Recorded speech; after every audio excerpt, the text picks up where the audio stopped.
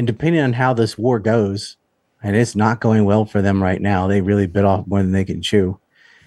I think it's the beginning of the end. I think Israel it's still going to exist after this war, but it'll never be the same. It will not have the power it had before. The reign of Zionist global power is done. Tinfoil hat. Oh, what the guys even talking about? Global controls will have to be imposed, and a world governing body will be created to enforce them. Welcome to Tinfoil Hat. We go deep, homeboy.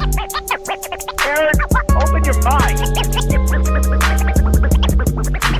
Drink from the fountain of knowledge. There's lizard people everywhere.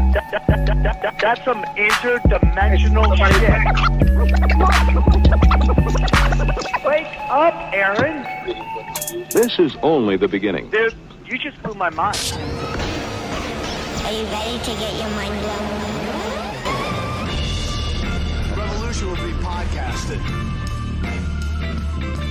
All right, guys, welcome to Tinfoil Hat live from the Wise Wolf Gold and Silver Studios. If you go to samtripoli.gold, you too can get in on a Precious Metals game for as little as $50 a month. Promo code TINFOIL. Get in it to win it. Very excited to have this guest on. It's been a while. When he used to do the show before, we used to have to call him Ray from Tokyo, China, right? That's what we used to have to call him because he's dangerous, but he's back and he seems to be getting the love he deserves.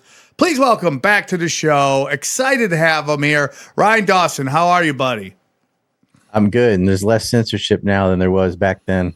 Yeah, I mean, we can actually put your name on it now, which is great. First time, I think. Yeah, first time. I think you've been on a couple times. Every time we had to come up with new names. Ryan, for those who are not familiar with your last couple appearances and maybe who you are, can you tell us a little bit about yourself and where our listeners can find you? Well, I deal with conspiracies, but not the kooky Alex Jones kind, but the real things. And I've done a lot of research into Jeffrey Epstein going all the way back to 2007. And I've made non-kook documentaries about September 11th and have been following all these wars in the Middle East. My track record, I'm batting 1,000. So, well, buddy, we love the find kooks me here. Just by using my name, RyanDawson.org. RyanDawson. Banned on everything else. We are pro kooks here, by the way. Well, it's entertaining, but I don't deal with it. Ryan, you're one of the best in the biz. Thanks for coming on. Sorry I cut you off a couple times. My apologies. I will work on that the rest of the show. Ryan, so before we get into everything, because we want to talk some Iran with you, some Epstein with you. So my biggest question with Jeffrey Epstein is, what is the thing that makes them go, this is the guy? Because there's always these moments where P. Diddy, is getting weird with his boss at Def Jam Records, and then he catches an SA case, and then he's fired, but starts Bad Boy Records with funding. Do you know what the earliest memories or the earliest time we learn about Jeffrey Epstein? What is the first time that Jeffrey Epstein comes onto the scene? Because we know he gets hired at that investment bank and then he becomes a teacher at Bill Barr's dad's house. Do you know what is the thing that kind of where the elites go, okay, this is our guy? Yeah, Barr did not hire him at the Dalton School. That's what lots of people say. But Barr had actually been released prior to Epstein getting hired, because he gets in there in September of 1974 is when he started the Dalton School under Gardner P. Dunning, who was sleeping with a 14-year-old himself, by the way. But what had happened is in 1973, because of the Yom Kippur War, a lot of the donors that kept that school afloat all donated to Israel directly instead because of the war. And so they ended up firing the headmaster and 6 teachers, which is why Epstein got brought in. He taught math and physics, and he only lasted a few years, 2 years, in fact. then he'll get moved with Ace Greenberg over to the Bear Stearns in the kind of everything job because it was a front. So his earliest appearance is in '74 at that school. There is an incident just after he left the school, though, in South Carolina. There's an island out there where he got a girl coked up, and she was not sure what other drugs, but she passed out. He did what he did. We know what he always does, way back in the '80s. But he wasn't this wheeling dealing guy with private islands plural and the backing of Les Wexner until afterwards. He starts with Robert Maxwell. He didn't know Glenn Maxwell yet. A lot of people think she introduced him to him. It was the other way around. And he met with Doug Leese, who did gray markets weapons trades in the UK. But if you're asking, like, well, when did they know he was the guy? Like how did they know he was a pervert? It's all of them are like that.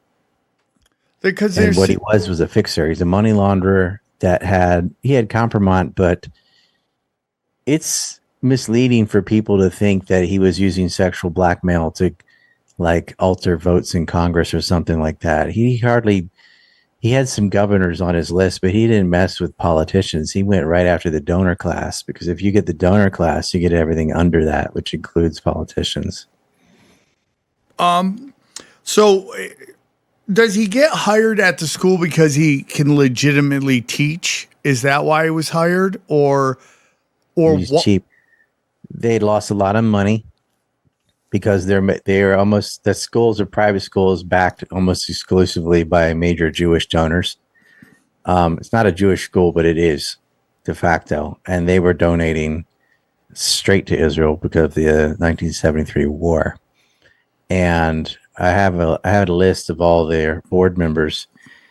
They bring in Gardner P. Dunning to replace Barr. He hires Jeff Epstein, but it was because he would teach 2 classes. They got 6 new teachers and a new headmaster. So he was doing physics and math. He did know math. He didn't finish college, but that doesn't mean you couldn't teach math. He was good enough to pass as a teacher, but that's not why he was there. That place is for networking. And the board members of that, they're all in this tight web, and they're donors and launder money through these art schools and things up in New York that Leon Black is heavily invested in. Leon Black would become the second highest financer of Epstein in the future after Les Wexner. So it seems like they wanted somebody who they knew was one of them, which he was. He was totally into kids. Because it's kind of an insurance policy. It's like a gang entry. Shoot this guy, prove you're not a cop type of thing. It's like if you'll do what those guys were into, they know you're one of them. And if you're going to be having somebody fixing major money laundering schemes, sometimes in the billions of dollars, you got to have an insurance policy on that person, which would be the pedophilia.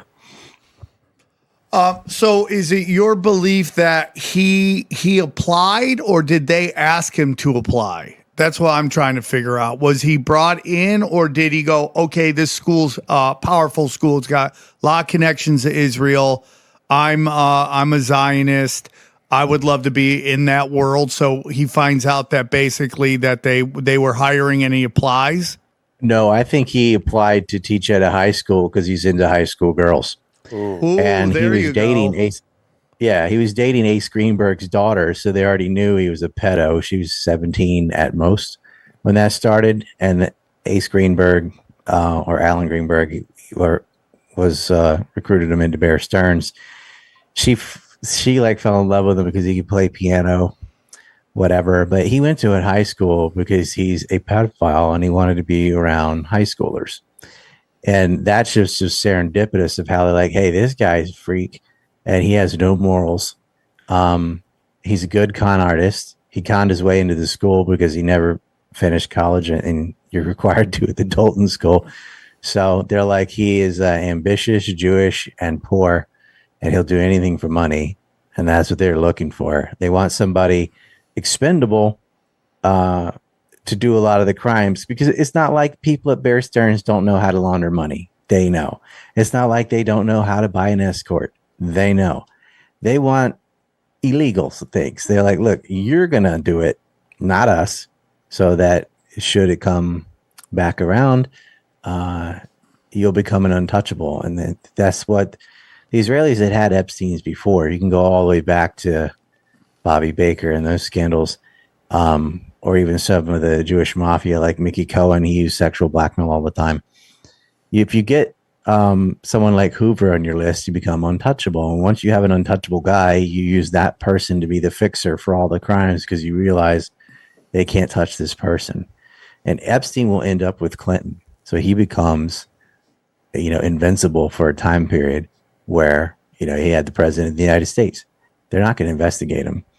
And he was using Les Wexner's money to bribe off Palm Beach Police Department. And it wasn't very clever, like through a series of LLCs or anything. He just donated a few $100,000 and had cops on the payroll. Very reminiscent of Jacob Rubenstein. Just pay him off. And they did. And they, like when he was caught in 2005, actually, I mean, he doesn't get arrested for years later, but the cops started investigating him because two 14-year-olds, a 15-year-old, 16-year-old, and a 17-year-old all told on him, told their parents that this guy, he came, he asked me for a massage. You know the story.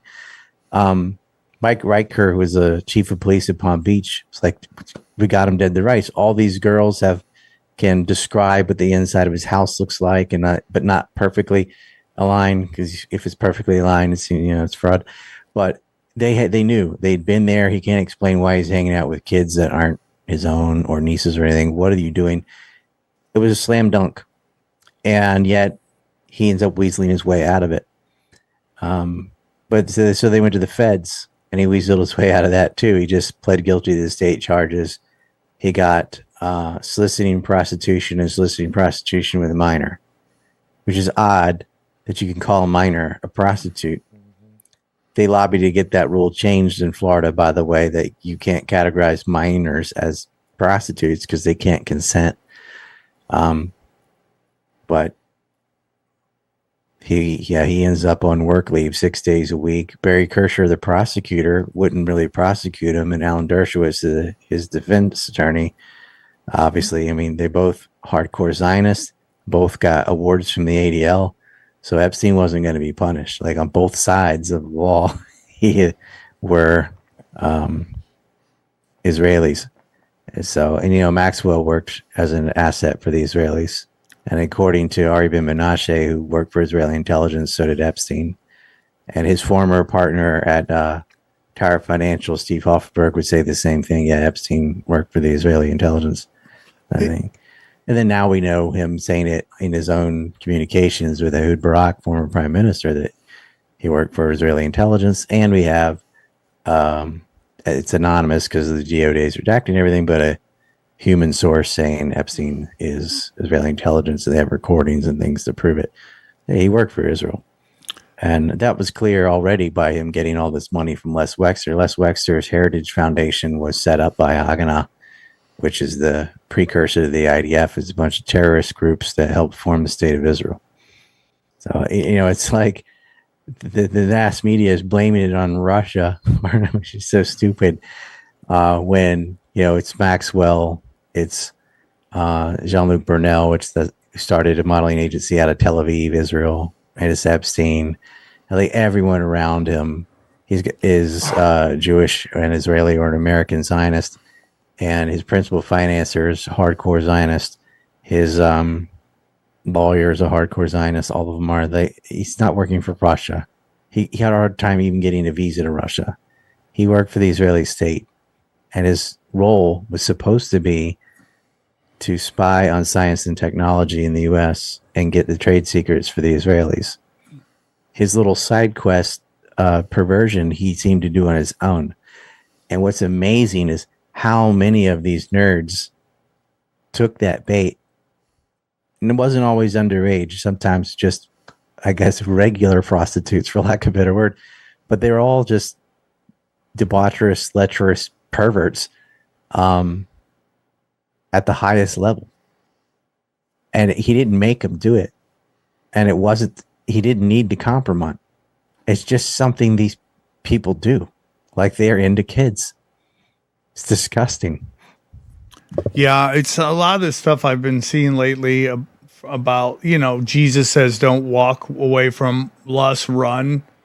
And you just get into Solomon and like how he just basically had it all and just threw it all away for some chicks, dude. And it's just, and you just go, P. Diddy's in the guys, but all these guys who get Clintons, JFK. Because it's not fulfilling. It's never satisfying. So you just want more. It's just like this primal drive that is so powerful that overrides everything else. But it never ends. You can't sate it, Yeah, you just want more of it. Yeah. It's so.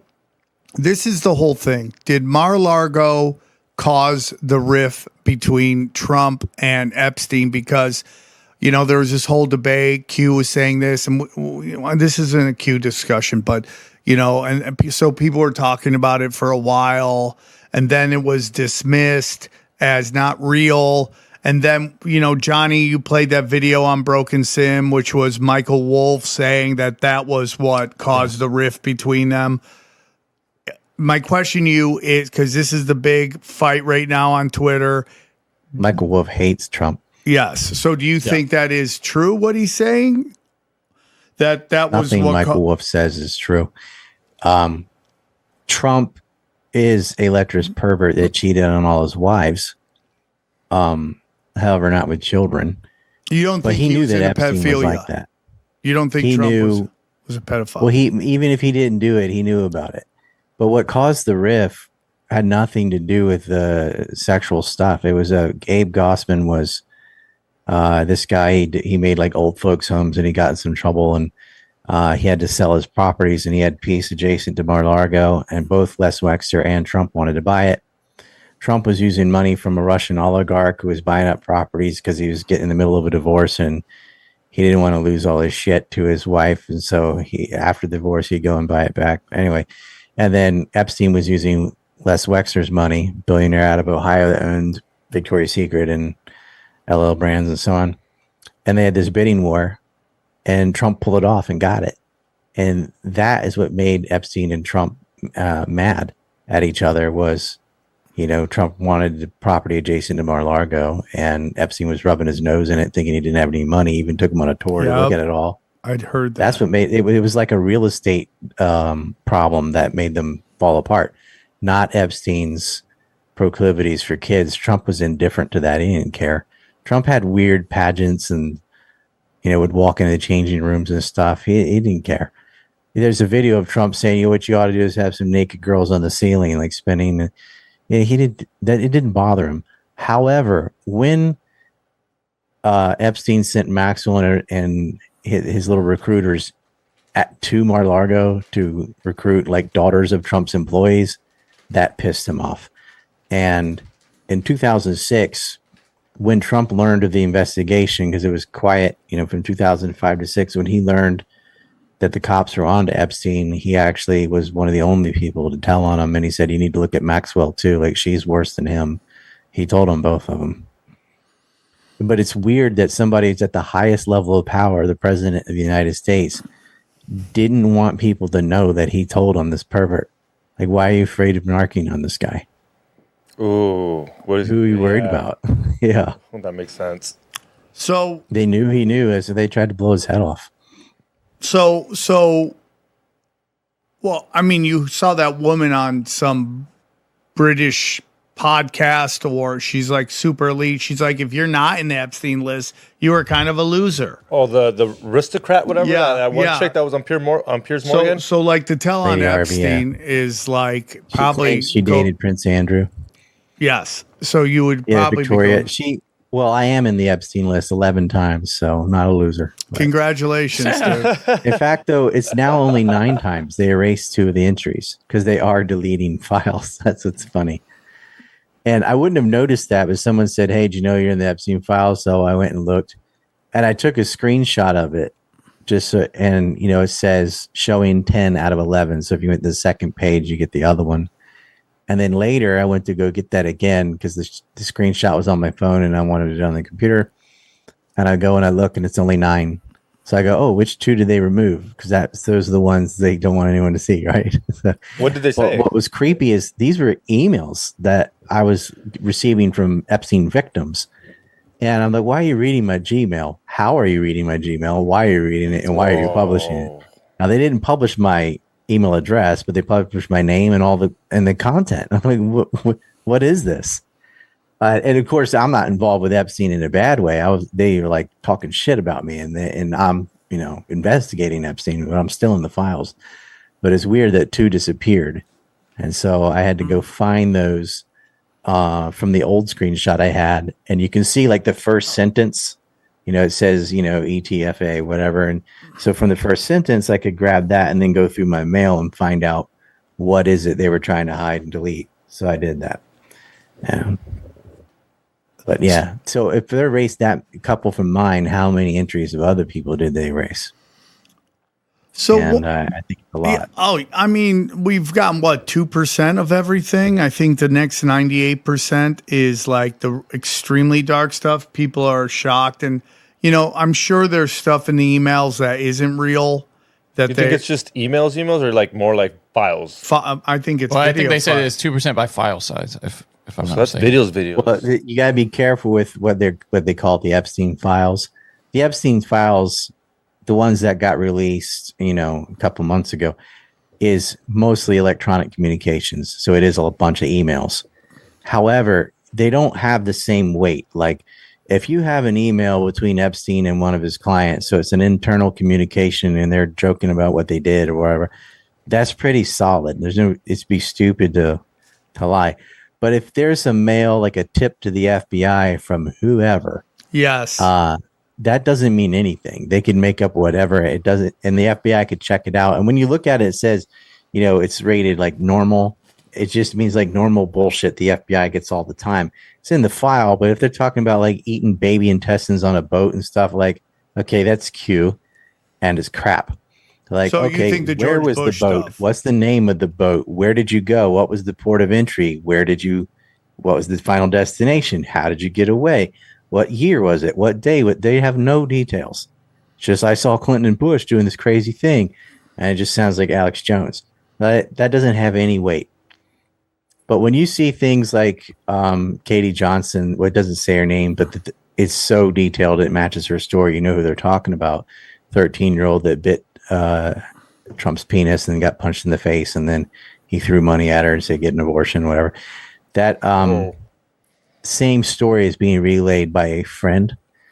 Now, that came out in 2016, which is suspect because, okay, it's the middle of an election, and just now you remembered that this thing happened in the 90s and you're going to bring it up, huh? But the friend had already brought it up, and you would at least have had to have known that Epstein and Trump were friends. And this is before Epstein was more infamous. He doesn't really get very well known until 2019 when he got arrested the second time. And people are like, oh, he was in jail in 2008. I'm like, yeah, but you didn't know that. Did you know that? I bet you didn't. Like, it wasn't a big famous story at all. So that these girls knew that they hung around each other and where that the style of party that would be, and name some of the other guests who were frequent friends of Epstein, does show that they may have at least been at a party and saw them. Now, whether the rest of the story is true or not, or the blowjob and the money, and you don't know, because it's such a strong political incentive to lie. But if you get enough of these stories in a row, are they all lying? That's what starts to add weight to it. So it's possible that he was one of them in terms of the pedophile stuff. It is, but it's as far as the pedophile stuff, I don't think he was a pedophile because they would have owned him, and they wouldn't have been worried about him beating Hillary. They wouldn't have needed to try to throw him in jail, impeach him, and so on. That they weren't stressed. Now they got him now. It's clear they got something on him now, or something on one of his kids or something, because he is just doing whatever Netanyahu says. But his first presidency, like when he pulled out funding from the CIA in Syria, that's not something these people wanted. So he had a little bit of freedom. And so if they had had that old Epstein dart on him, it wouldn't have worked. I think Trump's the one that had him arrested and the one that had him killed in jail. Shit. There's someone who, Everybody, Maxwell got arrested while Trump was president. Jean-Luc Brunel got arrested while he was president. Epstein got arrested. As soon as Biden became president, no more arrests were made. this guy Wolf in finance thinks Trump could have, and through the military, were a part of the Charlie Kirk assassination. And he lays down some crazy shit, dude. Like the handgun in the guy's back pocket. Anyways, different story. So my question I to you, think it was a faggot on the roof. you could have some Antifa tranny weirdo outsourced by another organization as an expendable, but so much retarded stuff came out about Charlie Kirk right afterward that I just washed my hands of it. I'm like, I'm not fighting to see you stupid again. I just don't have enough energy. God damn, you got a guy on the roof with a rifle on film leaving. It's him. Whether he had accomplices, that's the bigger question. But to deny it's Tyler Robinson and act like it's French assassins and maroon shirts or Egyptian planes, like, oh yeah, we're going to physically follow someone around on a plane. We're not just going to track their phone. We're going to follow them around. Everything out of Candace Owens' mouth is fucking stupid. I want to get into the assassination because that's a whole different thing, and we've done a bunch of shows I'm going to on say it. that. It's fucking stupid. Tyler Robinson shot Charlie Kirk. Wait up. It's horrible. Like, I didn't like or agree with Charlie Kirk on anything, but, well, I can't say anything. I strongly disagreed with him on foreign policy, but he was doing the right thing. He was going and talking and debating like that's what you should do. None of the rest of them do that. Do you believe in MK Ultra sex kittens? MK Ultra was a real program. Operation Midnight Climax was a real program. That's about as close to that as you can get. So, I mean, Ted Kaczynski was part of that. Oh, and the Unabomber, by the way, blew the fingers and hands off 2 Epstein clients. What a coincidence. I've been What did saying he this know? forever. We should dig the Unabomber up and give him a weekend at Bernie's where he just gets to go around and celebrate. Guys, how many times have we told you across multiple podcasts, get into the precious metals game? And if you listen to us, big bucks, okay? Every time they print money, the money in your bank account is worth less and less, okay? Stabilize your cash, precious metals. Let me tell you about our good friends at Wolfpack Gold. That's right, Wise Wolf Gold and Silver. Let me tell you about them.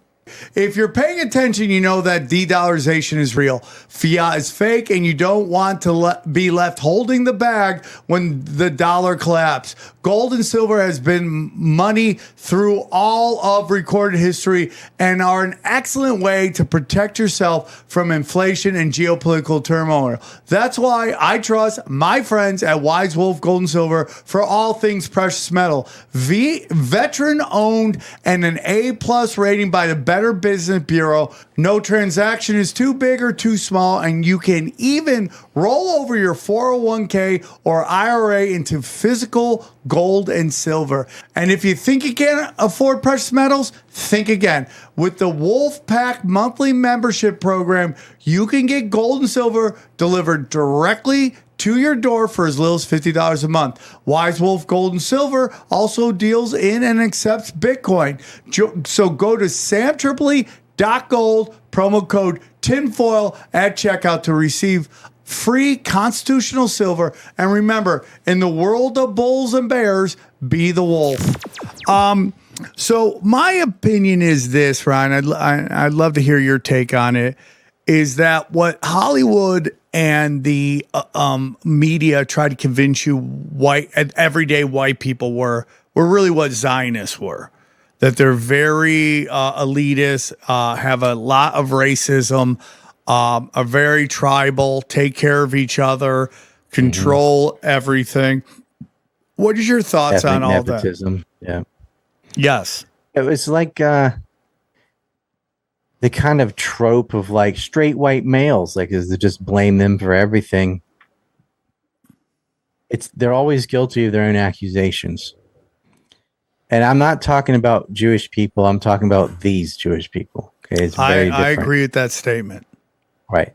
And I've always said that these people, it's just like white people and white supremacists, right? These people are Jewish supremacists, and they refer to non-Jews as goyim and like cattle, and they don't even have a problem raping them as long as it's, the goy.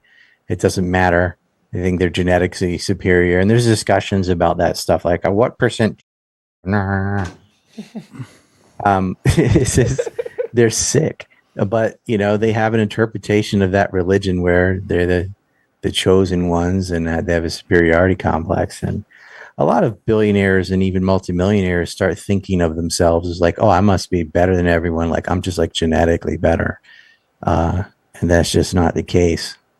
A lot of criminals, an OnlyFans model can be a millionaire just from having nipples and a butthole. She's not like smarter or superior. It's just the situation and the demand. That's all. Especially when you have so many genetic disorders, it's hard to say you're the most superior. Right? It's crazy to me. But again, I've been saying the same thing. Well, think of like autism on the Asperger's level. Is that a disorder or an advancement? It's sometimes they're the most honest people. And dude, like if you can get, my daughter's autistic. Our whole goal now is to get her to talk and then just watch her just annihilate, because they're super smart. So my whole thing is that again, and I just want to follow up with, I think once you go up any power pyramid, okay, you get more and more crazy. The people on the base, they're just normal people trying to live their life. They may like say, well, you can be proud of who you are. You can be proud of your heritage. There's nothing wrong with that. But when you start to move your way up the power pyramid, it becomes more than that. And you start getting into super greedy, super psychopath. And that's like every group. Every group. Now there's different places of power, but every group is like that. I just want to say it. Now, Trump is now, going back to what you're saying, like, this is the thing about Trump. He's like this enigma, this puzzle that's so hard to figure out, because right now everybody is really mad about the Iranian war. I understand that, and I agree with that. But there's things that like pulling out of the Paris Peace Accord. There's things about pulling out of the UN. Now, you could go, well, because they're really anti-Israel right now, but they're a big part of the globalist movement, pulling out of the World Health Organization. It's basically collapsing that thing. You see videos of Bill Gates almost crying, whether that's real or not. You do see these things that I go, I agree with that. That's a great thing to do. We should be doing that. He's got STDs from Russian hookers. Yeah, Bill, and that to me is a sell, like, dude, he's just banging Russian hookers. It could be worse, but they want you to buy into that like story. He's actually trying to slip his wife antibiotics. No. You're trying to say he actually was dealing kids, but they're just trying prostitutes and Russians. Yeah, so you just put him with that. Come on, they're Russians. They're all hookers, right? So it's an extramarital affair, and it just shows his lack of judgment, because if you're the richest man in the world, which at the time, for a while he was, and he had like $30 billion, which was a lot back then. It's still a lot now. And you're willing to risk half for some punani. Like, you're not good at making decisions. Like, why would you have a friend? Like, just go buy an escort yourself in secret. Get this intermediary stuff. Like, you're dumb, Bill. Lust, he's got no impulse control. Lust. It's just it will destroy you, dude. So many guys, the whole thing, lust, dude. It just destroys them, and I understand it's not worth it to cheat on your wife. It's a battle, dude. Even if you don't like your wife, it's not worth losing half your shit. You got to make an agreement like the Clintons. They don't like each other. They're married. She was with girls too. Yeah. Uma Albadine, dude. They were scissor sisters. So Ryan, let's get into the Iran war. What's going on with that? I'm just really amazed at the amount of neocons just parroting neocon talking points. Clay Travis. You know, this guy, there's not a neocon talking point this guy doesn't love. Guys, you know? a lot of guys who said they weren't neocons, are coming out in favor of this. I mean, you had Hex, you had a whole thing about, I'm a recovering neocon, Oh, yeah. Well, yeah, that thing where he was on Sean Ryan. Yes, he's like, it was devastating effects. We can't do that again. And then he's telling the troops that this is about bringing back Jesus. Yeah. Like Jesus, like, are they warring? Send me in, coach. I mean, like, that doesn't make any sense to me.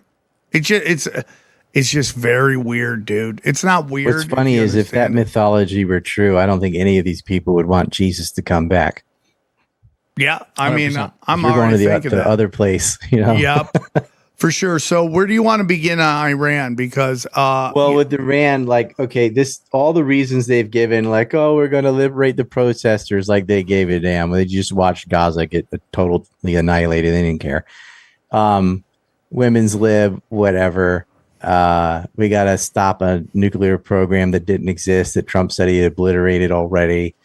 They even went back and said Iran tried to assassinate Trump. Bullshit. Kim Cheadle tried to assassinate Trump, but it wasn't like the Iraq War where we had like a good year and a half of propaganda about WMDs. They just sort of went in like, oh, how about this? How about this? Like, see what sticks, throw things against the wall and see if any of them stick. None of them dead. He's diehard, like end timer, Christian zealot, fundamentalist, dispensationalist types. They just want to kill Muslims. It doesn't matter. You don't need an excuse. Like the propaganda is not designed to fool thinking people. Propaganda is designed to give fools a reason not to think at all. And so the non-thinking crowd, they're all like, yeah, kill the Muslims. It's Iran. They got a bomb, whatever. This has been Israel's plan the whole time. You can go back to Wesley Clark reading the script of the 7 countries they wanted to invade and all that. And in that script is based on Netanyahu's book. On Terry's like, you gotta kill the states, and then there's no home. He's like, I guarantee you there wouldn't be terrorism without state sponsorship. I'm like, yeah, correct. And Israel's the state that sponsors terrorism. Look at ISIS. Yeah. So it was like, no matter what Iran did, whether they took the deal, whatever they said in negotiation, they're just going to keep raising the bar to some impossible level because the plan was to attack them the whole time. And they used negotiations as cover to put things in position. They had to move the carriers out there. They had to move the refuelers out there. When the Ford was ready and joined the USS Lincoln, they were ready to pull the trigger. And in the middle of negotiations, when Iran said, okay, you can have our 60% enriched uranium, take it all. Israel's like, no, we don't want a deal. And they started a war. And buddy, they bit off more than they could chew this time because they got clapped, especially Bahrain and Kuwait. And the Shia militia have been able to finish off Erbil in Iraq. They just blew up one of the biggest warehouses there that they were planning to give to Kurds for a land invasion. That got miffed. And then, of course, Qatar and the UAE and Saudi Arabia have all gotten a little comeuppance for being Israel's little pet Gulf Arabs, the same people that sponsored ISIS. The UAE is the same state sponsoring the gold theft and the civil war in Sudan with Hamedi's forces, the RSF. They're disgusting. There's a bunch of hedonists, and a lot of these sultans and princes are on the Epstein list. So, of course, they joined the Abraham Accords. Everything's changed. Iran has smacked the bases, and it was very telling today because some debris in Qatar was found, and it showed it was a PAC-2, and it was PAC-2A, actually, which is one of the earliest forms of the Patriot missile. Going back, the oldest go to 91. This was around the year 2000, and it only has a success rate of about 19%, which means they're out of PAC-3s, because like all of us analysts said, you are going to run out of interceptors, and you can't produce enough to replace them. They can make maybe 5 to 6. If you add Japan, you could get up to 600 a year, 500 by the U.S. They blow through that in a matter of days. They're going to run out, and Iran's going to have its way with its drones and ballistic missiles to hit whatever they want. Will they do that, in your opinion? Do you think they will hit whatever they want? Yeah. They kind of already have taken out the bases in Bahrain and Kuwait. The airfield and the Fifth Fleet docks in Bahrain are gone. The airfield in Kuwait is gone. The CIA hub in Dubai got hit, the hotel. Don't tell me those rooms were empty. They did not hit an empty hotel. They had intel and they got them. U.S. is lying about its numbers. They said friendly fire took down 3 F-15s in Kuwait. 3 times, really? Like, doubt it. I don't think so. But they launder their casualties. And so they're saying like 6 or 9 Americans dead, something like that. Like, oh, it's a bit more than that. It's a bit more than that. And it's only some like 30 Israelis prior to them going in on the ground into Lebanon. That number has spiked. You look at the damage and you say, okay, it's way more than a few dozen dead. But it is a pretty low casualty war. It's, for a war, even if it was 100 dead, that's not a lot. Not really. Like at Russia and Ukraine, I mean, you're looking at 100,000 dead.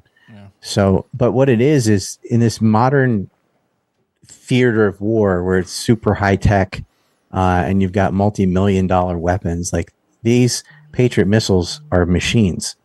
They're not just like a missile. They've got very complex computation and it takes 24 months just to get the components to build one. So you got to plan that 2 years out. And it takes very complex machine tooling, like just the guided system it's got a crossband radar, and you have to take neon gas for the lasers that the semiconductors use for their lithography. And it's like super expensive, and rare earth metal, everything goes into these. So to think like, oh, just make some more of those. You can't. You physically don't have the components. You don't have the machine tooling. You don't have the supply chains in place. Because this is a combination of like Taiwan, Japan, South Korea, the US. They don't have it. And so you can't just make machines go burr. But this is the class of people that are used to just printing money. Oh, we need to just print some. You can't print like physical Patriot missiles and cruise missiles. You can't just build some more. It's not a problem with labor. It's not a problem with assembly. It's not like, if we work longer hours, we can make some more. It's like, no, you don't have the stuff to make these. And Iran can always outpace them. Drones are cheap. Ballistic missiles, not cheap, but way cheaper than defensive missiles. And so even if the U.S. could get up to 2,000 Patriots a year, and they got built totally new factory, all that, which they can't do, Iran would have to sit still and do nothing that whole time. They're not going to catch up. And they're realizing this. Like, yes, you have a superior Navy. Yes, you have a superior Air Force. But you have a limited number of bombs. And you're talking about a country about the size of Western Europe. Iran's pretty big. 90 million people.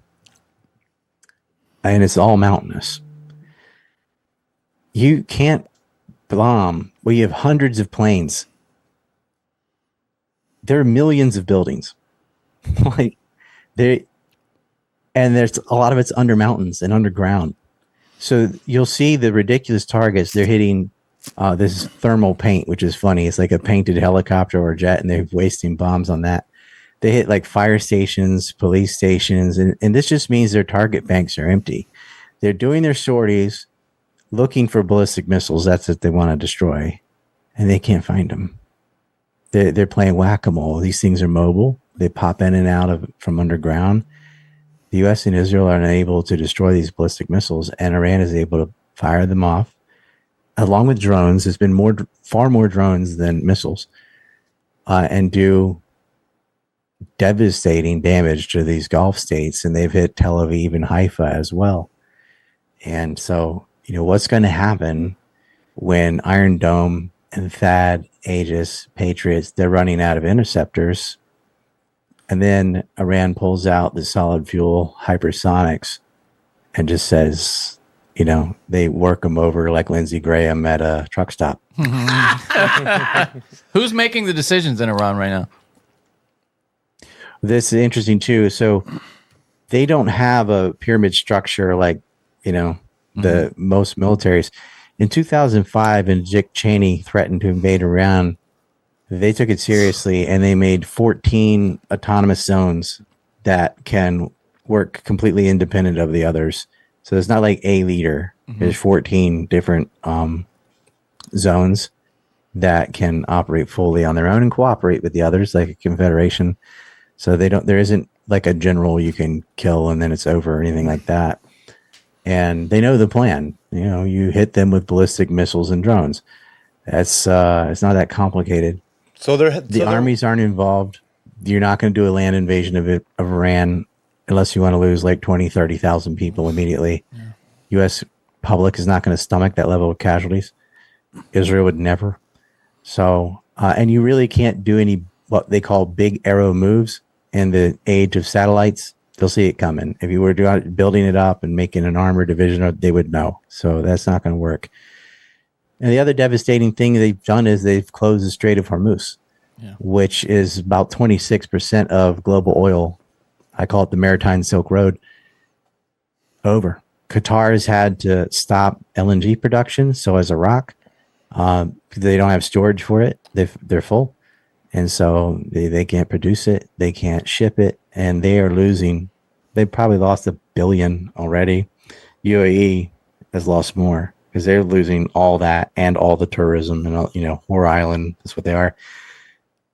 It's going to reshape this. The U.S. footprint in the Middle East might get removed depending on the outcome. Like right now, at this pace, Iran will win this conflict. But you never know. I mean, they just sent us series P2s. So what's worst case scenario for Israel? Like if once the dome's gone and you can't really produce anything to stop the attacks, what's the worst case scenario? Well, Israel's not going to negotiate with Iran. They're psychopaths, and you can't believe anything they say. What Iran will ask from the U.S. is you get out of the Middle East, no more bases adjacent to us, and you're giving sanction relief. But they could demand to Israel, get rid of your settlements, which I would love. But what I would love more is get rid of your settlements. Israel says no, so Iran says then we're going to burn them. That would be the best. That's not likely. Why would Israel and the U.S. go into this knowing they have a limited amount of ammo and weapons and stuff like that? Why would they do that? Why? It seems like October 7th kicked this all off. This is part of this Greater Israel project that everyone is now talking about. Why would they move forward with this? Because it's just why would you attack in a country with 90 million people with just the Air Force? You can't get a country to submit without invading like Iraq style. You'd have to bring in the army to do that. I think that they thought, because this is their own words, we'll do a decapitation strike, and once we kill the Ayatollah, then Iran will collapse and the protesters and they'll all want to be liberated, and we'll just put a guy in there, a puppet, and do regime change. But they didn't have a plan B. If let's say we kill the Ayatollah and Iran doesn't collapse and doesn't negotiate, and they just keep firing missiles at us, then what? Is there an appetite for these resolution? These are the kind of people that think God will give them a victory, and so. You're dealing with Huckabee, who doesn't believe in dinosaurs, Pete Hegseth, who, when he's not drunk, you can't even tell because he's equally stupid either time. These are not adults. Donald Trump, he's like, oh, we have infinite ammo. No, you don't. Nobody does. These aren't. Who in the Trump administration is even a midwit? I can think of two intelligent people, and that's RFK and Tulsi. That's such a good question. The rest of them are retarded. Yeah, you're so right, dude. Like retarded. Pete Hegseth is an idiot. Couldn't teach high school. Probably couldn't pass high school. Hey guys, you wanna bring thunder to your lady? You wanna drop the hammer of the gods? Okay, you wanna wreck that shit, dude, like a grown ass man? There's one thing and one thing only, and that is our good friends at Blue Chew and their new super monster pill. That's right, Blue Chew Gold. Let me tell you about Blue Chew Gold. Listen, you already know what time it is. It's time to level up, and Blue Chew just dropped something crazy. I'm talking next level championship belt gold plated energy. Blue Chew Gold is the newest innovation, okay? The newest one. I mean, we've made huge advancements, okay? Every day, the scientists are in there going, how can this boner get harder, faster, okay? Blue Chew Gold is the newest innovation for the #1 chewable ED brand. This ain't your grandpa's little blue pill, okay? This is a 4-in-1 beast that's setting the gold standard for performance. We're talking 2 ingredients for blood flow to keep that rocket pumping, mixed with apomorphine and oxytocin to turn up the arousal and connection in your body and brain. Blue Chew Gold dissolves under your tongue and works in as little as 15 minutes.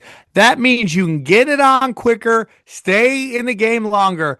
Elevation without hesitation. This is peak passion and performance in a single tablet, okay? Next time she sends you a "you up" text, answer with a picture of Blue Chew, okay? Right? Forget Netflix and chill. Try this. This is Netflix and fill. Boom. Come on, dude. What does that mean? You're filling your prescription, or you're filling That means you're her? filling that snatch with fucking man meat. That's what that means, Johnny. Stop asking questions. Just take the Blue Chew, okay? Make life easier by getting harder and discover your options at bluechew.com.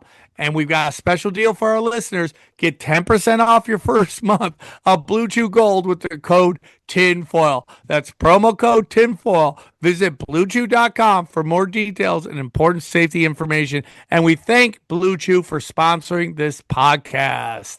Hey guys, real quick, I'll tell you about my dates this weekend, Friday night, tonight. Tinfoil Hat in Bakersfield, Yuma, Hollywood, California, Batavia. Also, Toronto's coming up.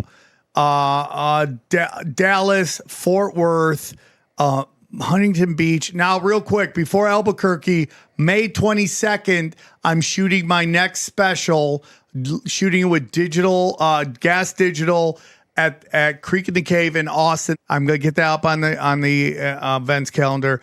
That is a one-time shoot. So come out, hang out. I'm very excited about it. So that'll be up on the website soon. Then we got the sold out 1000th episode, Lawrence, Kansas. Got to get those dates up.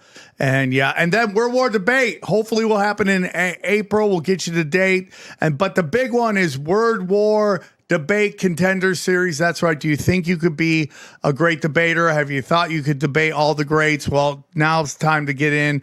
We only have a few spots left, if we have any at all. Let's go back to the episode. Once your military-industrial complex takes over, winning a war isn't the goal. Prolonging a war is a goal. And That's so, right. so Some we've more stuff. never. When was the last time we won something? We haven't won Yeah, you're since right. Vietnam.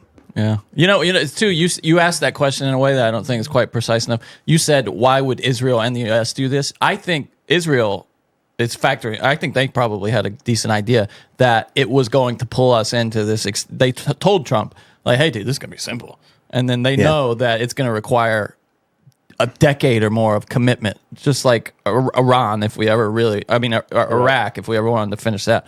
So I think Israel's motives were, obviously more sinister, and they just wanted to pull us into this and get us more invested over there on their Israel's also looking at it like, regardless of what happens, like if America can hold Iran at bay long enough, we'll invade Lebanon and annex some more territory. And Turkey, they're talking about Turkey now. No, dude, they're talking about Cuba. Like they're But literally. Turkey, Cuba is a whole Greenland. different thing. Turkey is a real country. I know, but that's the point. That's the point. Like, what's Cuba's role in all this? Outside of the 9 countries that didn't have a centralized bank in the year 2000. I mean, like that alone, when you hear Lindsey Graham, like Cuba's gonna be next, you got to be like, oh, so this isn't even about anything. It's false. They all have central banks. Oh, really? Yeah. Cuba too. They all have central banks. It's just they're not under the auspice of the BIS and IMF. That's the problem. But there's no reason to be talking trash about Cuba. Even the dumbest is Greenland. That is the dumbest one. I thought that was like a meme. Like not even Trump is that Yes. bombastic, but no, there is no bottom. I thought George Bush Jr. was a clown. I didn't think he would ever get to that level of clown, but we're so far past that. We need like part 2 to Idiocracy, because we've already surpassed that level of stupid. What does the U.S.-Israel relationship look like if this is a total cluster like you're predicting? Well, it's a cluster so far. Now, Iran's victory is not guaranteed. They are taking it on the chin every day. But if they can just survive like another 5 or 6 days, U.S. is not going to have enough ammo, and they're going to leave Israel with their dick in the wind. That soon? Holy shit. Yeah, I'm talking like they got like a week.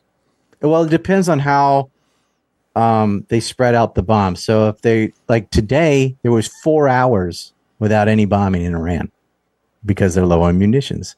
So they can't do this round the clock bombing. So if they just like bomb, less and a less amount of time, it might stretch out 2 or 3 weeks, but that's with a lot of space of nothing, right?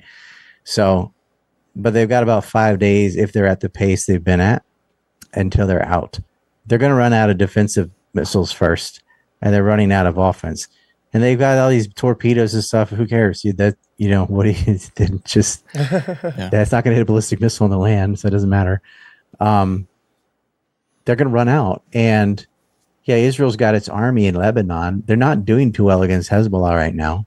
They've never done well. They're always like, we'll just go and take them out. I'm like, every time you've gone in, they've kicked your dicks in.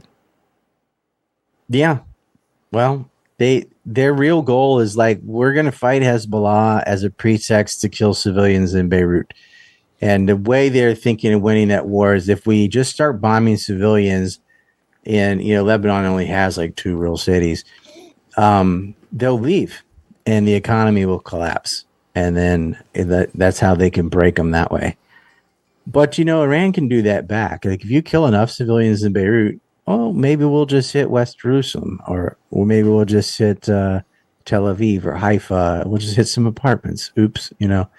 They can play that game. That's why one pipeline has been hit in Iran, and then immediately the Shia militia in Iraq hit an oil field in Saudi Arabia. And they've hit some rigs, but like it's kind of a mutual thing. Like, don't touch our energy or we touch your energy. But man, do you want to know how dark it would get if they full on went after each other's oil? Oh, you're talking well above $100 a barrel. Like we're talking global catastrophe if that happens. Don't they share closing a field the with straits Qatar? bad enough? But the speculators know the war will end. It will reopen, and that oil will flow. But if you blow it up, that's different. Don't they share an oil field with Qatar too? Iran? Well, there's a gas field that goes under both. So yeah. Now, Pars fields. is it Trump and the Israelis have set up Iran striking into these other countries that surround them as like a huge mistake, and now they all have an appetite to participate in the war. Is that true? Is that genuine? Was that they're a mistake? they're just hitting the U.S. bases in those countries. Well, there's been like some, like, what would you say, like incidental. There was damage. so in Qatar, there was a tube when an interceptor shot down a missile, and then the debris just fell on a civilian area. But it's not like they aimed at it. So they're just making that up. And they hit a hotel in Dubai because it was a CIA hub. And even the Washington Post, which is very, very pro-Israel, admitted that was a CIA hub. And my friend asked me, like, why did they do that? Why would WAPO admit that was intelligence when it would have made Iran look bad to just hit civilians in a hotel? But I think the reason is pressure from Dubai, pressure from the UAE itself saying, no, you need to admit this was a CIA hub, and that's why it got targeted, because we need to be able to tell our people that they're only hitting U.S. bases and CIA hubs. Otherwise, they're going to start thinking, they're just bombing hotels now, and everyone's going to divest, and everyone's going to run, and they're going to lose billions of dollars. So Interesting. They don't want that. They need to, even they might even lie and be like, oh, yeah, that was CIA or Mossad. Well, they're not just hitting hotels. Don't worry. Stay here. There could be a mass exodus. There would have been anyway. They just can't get out. But people are all trying to get out of there. There's a lot of foreign nationals in Dubai all the time because there's a section of that city that's just like totally, it's like OnlyFans Island, and it's full of whores and and you ever see those memes where they're like mass exodus from Dubai, and it's just big-titted women getting on planes. Yeah, it's so funny. Wait, is there an appetite for revolution in Iran? Is that just fully overblown by the West? Or? There's that was AstroTurf as hell. That was MEK and like crisis actor level stupid. They rally. If you look at the funeral for the Ayatollah, they're crazy. Clearly on his side. There was some diaspora and Kurdish forces that they sent into Iran. As soon as they cut Starlink, so they couldn't get their payments or internet, they quit. And that was over within 3 days. That was completely like a failed color revolution, is what that was. That was supposed to come simultaneously with the attacks. They botched it. Israel was pretty pissed about it. Oh, really? Because they burned a lot of assets. Oh, that's so interesting. You see, he's saying like that. Remember the protests where all those people were supposedly killed? He's saying that was meant to occur simultaneous to these strikes. Why? What was the reason for the delay? And it wasn't like 20,000. It was like 1,000. And that's because they're running around setting subways and mosques on fire. So that is an arson, and you can shoot them. Yeah. Yeah, and it doesn't make sense that Muslims would be burning down mosques. Yeah. Does that make any sense at all? No. Like, that's their religion. Nope. Why would they piss off God? Unless they were paid to. Yeah. Unless they were paid to. But that doesn't even, but even if they're paid to, that means they're not true Iranians, that's what I'm right? saying, yeah. Iranians or whatever. But the Sunni would attack the Shia, but that's like, okay, well then, but that's the whole thing. You're foreign nationals who are paid to go into Iran and go apeshit. And they thought that those protests would escalate each day. Friday was the worst, like January 8th or 9th, whatever the Friday was the worst. By Sunday, it was over. They only had them in the capital. All the other cities that had been squashed right away because it was a little help from the Chinese. Iran cut Starlink and they couldn't communicate, and they can't communicate with their handlers in Iraq. And it was odd because I remember I have a lot of people on the ground in Iran. It was 3:30 in the morning, simultaneously in multiple cities. They all decided to riot. That's organized. Okay, that's AstroTurf. It means it's not grassroots; it's fake grass. I It's totally AstroTurf. agree, dude. Yeah. I totally agree. I just tell And Rand people, knew it. try to throw a live show somewhere and see how hard it is to get people to show That's up. so funny. It's just the truth. Like, so I had an argument. Let me clarify that. A discussion with somebody who believes that the Minneapolis protests were natural. They were organic. And I'm not saying that everybody there is in on it, but it's like this thing happens right after a giant tax fraud comes out, and major players in this protest are on a signal And not a border chat. state, right? Not Florida or Texas or California. They're going to go up in Minnesota for immigrants, right? Yeah. Oh, yeah. I mean, that makes sense because when there is immigration riots, it's usually LA. It's usually like Miami, places, but Minneapolis. Where there's a lot of immigrants. There's fraud down there too. I mean, there's fraud everywhere. There's fraud. There's so much fraud, and they're both. You're never going to be able to deal with illegal immigration because so many people either benefit from the exploitation. I don't think Disney could clean any of its hotels without immigrants. Right? You go there, everyone speaks Spanish and only Spanish. And I don't think many of them are legal. It's just, and they're saying, "Oh, we're not going to get rid of the ones that are working." Like the problem isn't. I mean, illegal is illegal. I agree, but that's not that big of a problem. It's the fraud. It's the thing set up supposedly to help illegal immigrants, and like fake child care, fake elder care, all these daycare centers and stuff for kids. Like, it's not. There's no real program. All this money is dumped in and it just disappears. And, the governor should be investigated over that in Minnesota. But really, you could look at it's in Pennsylvania. It's all over the place. It's all over the place. It's welfare fraud 100. at the highest level. And that's the craziest thing. It's in the UK too. You're like, why is there open borders? Why are they bringing all these people in? Who benefits? They're like, well, go look at the welfare fraud. Why do you think in the UK they're staying in free hotels? Well, it's not really free. Somebody's subsidizing that. Yeah. Like they're benefiting from this. And so it's like, they'll run their mouth because, occasionally the immigrant will stab somebody or do some kind of crime. Like, hey, they should have been in here. Yeah, I know. But they are. And they're not serious about getting rid of them. And Trump already folded on that. It was like a big theater. But those protests, like professional protests, same with George Floyd, like that wasn't grassroots. George Soros and company, they really do have rent-a-terrorists, Ajax style. There are people there, they're like professional protesters. You see them at multiple ones. What do? Just drive around on a bus and yell at buildings? Like, yeah, that's what they do. That's what they do. Charlottesville was the same thing. They bust them in from like Ohio and all over the place. Nobody there was from Virginia even. Now, yeah, and the people who are protesting ICE are the people that demand more taxes. Yeah.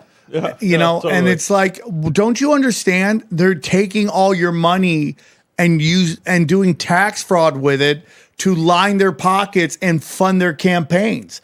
I mean, like the Democrats here. I mean, we actually might get a Republican governor here that we haven't had for years because, dude, they found out all the money, like $200 and something million that was meant for solar panels and stuff. And it was just all taken and given to the Democrats for their elections. Republicans. Do you remember the light rail? Yeah. That they made, I don't know, 200 meters of. It's not even rail. It was just like the concrete part. It's so crazy where it goes. It's just sitting there like nothing got done. Yeah, now they're talking they about make these public works and projects and welfare and all this. It's always got some kind of do-gooder veneer. And it's always bullshit for the environment or the children or something.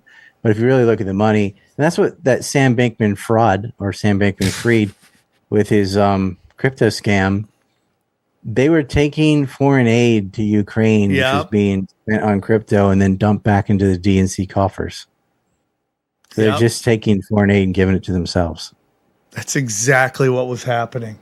They were taking all the money meant for the Ukraine war, and then they're taking it and they're buying FTX coins, and then he would turn around and give that money. There was a couple Republicans in there, like one or two, but it was all Democratic, dude. Speaking of Ukraine, do you think is it true that the Russians are deploying Africans at the front lines now, or is that propaganda from Ukraine? Have you heard much about that? I haven't seen any Africans there. Okay. There's some North Koreans here and there. It's mainly all Russians. I've seen on Instagram. I've seen a lot of news stories, so-called news stories about the black guys, that the African mercenaries. Yeah, no, there's Wagner groups that were in Africa, but they're Russians that went to Africa and then went back to Europe. Ukraine has been so. I mean, they really have a sophisticated propaganda machine, like that's using digital, like modern, like social media and stuff. They're really good at it. They started sloppy. If you remember the beginning of the war, they were showing video game footage and stuff. Yes, unbelievable. Now they use AI. There's so much AI slop. So much on all these wars. Like, oh, look at this. Iran did tag $1 billion radar in Qatar, but the photos this is a very clever thing. They put fake photos out of a real event and then debunk the fake photos so that people wouldn't think it really happened. Of course they knew. Damn, that's smart. Yeah, it's a very weird thing. I'm going to be honest here. I've laughed at some weird moments here, and I'm uncomfortable with it, but I see the humor in it. But it's like, I don't want American lives lost at all in any way. But I also know that, once again, we're invading a sovereign country. I do not want Americans' life lost. That is number one. We are invading yet another sovereign country. A bunch of fat f***s on Twitter are all calling for wars that they and their children will never fight. That's right.